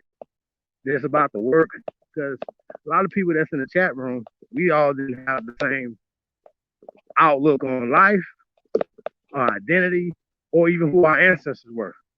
A lot of us were lost, right? A lot of us was. Let's just keep that real. So once again, we have to always leave the light on, so to speak. You know what I'm saying? So they can come knock on the door. And leave the door open. I'm saying make it to where it's still inviting, right? So shout out to Umar Bay.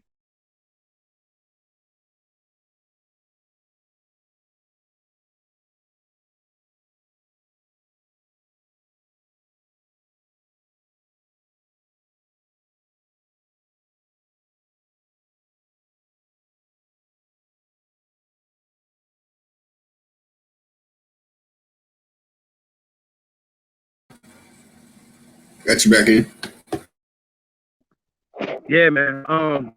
What I was saying was that, you know, when we got this little thing going, right, but it gives us the opportunity to talk to our brothers and sisters who are, you know, maybe not, you know, all the way there. So I think we got to leave the light on, you know what I'm saying, and be a little bit more inviting to our brothers and sisters that are still on their spiritual journeys. You know what I'm saying? That's just what it is.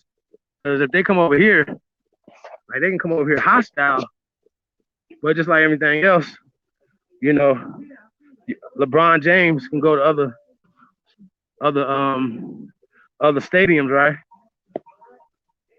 And have fans in other cities that are cheering for him, right? Matter of fact, they could be there in the opposite jersey, right? In a away game, but they still cheering for LeBron James. You understand what I'm saying? So that's how that works, y'all. So we gotta, you know, we don't hate our brothers and sisters. You know what I'm saying? So that's another thing, you know what I'm saying? This is tough love, real love. You know what I'm saying? We say that hashtag, that real love. This is real love, man. You know, sometimes it's tough. Sometimes it might hurt. Truth hurts sometimes. But it is the truth. We're not here to slander. We're not here to hurt nobody's feelings. We're not here to do none of that. You know what I'm saying? But we will respond when people are saying things about us, you know what I'm saying? And you know, so yeah. So we don't want to do none of that. You know, we have fun with this shit, man. So just keep it in the fun lane. You know what I'm saying? It doesn't have to be you know, a adversarial thing, because we know who our adversaries are. You understand what I'm saying? So we gotta work on it.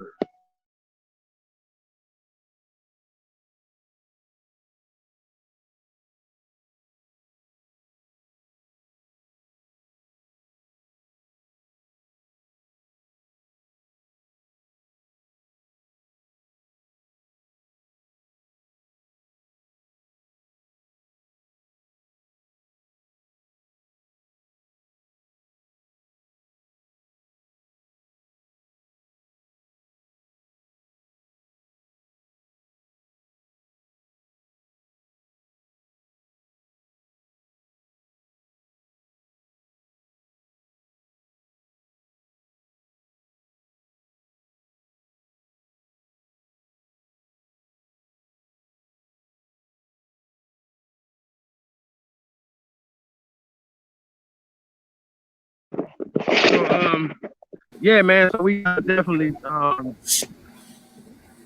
ain't saying, you know, like I said, you know, I think we kind of, you know, it's gonna get tough, but let's imagine, you know, when these people be converted.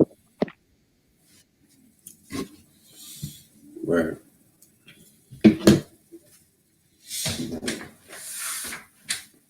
Oof.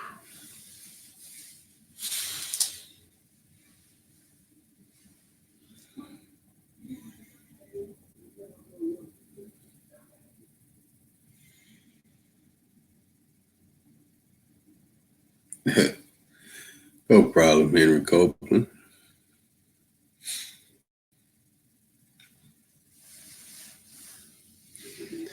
I'm gonna let you take over, Chief. I'm Hey, no, man, we're gonna shut it down, man. Let's go and shut it down. Yeah. All right, brothers and sisters of the feather. Peace out, y'all. Oh, before I go, man, I gotta have a shorty song I'll play for the family tomorrow. In fact, I put it in a video. The thing where I'll let you back in for closing.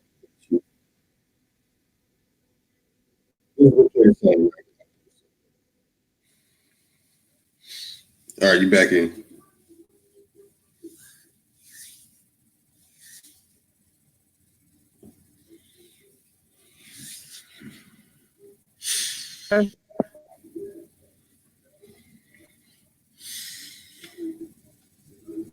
I'll send tomorrow I'll play the Show Bus Shody song for him. Gotta make sure everything in order with the song first.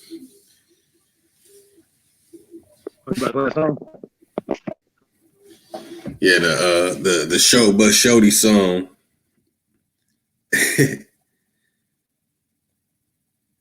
Coming soon. And that'll be tomorrow. That's how soon it is. So, all right, family. All right, brothers and sisters of the feather. Y'all take it easy, man.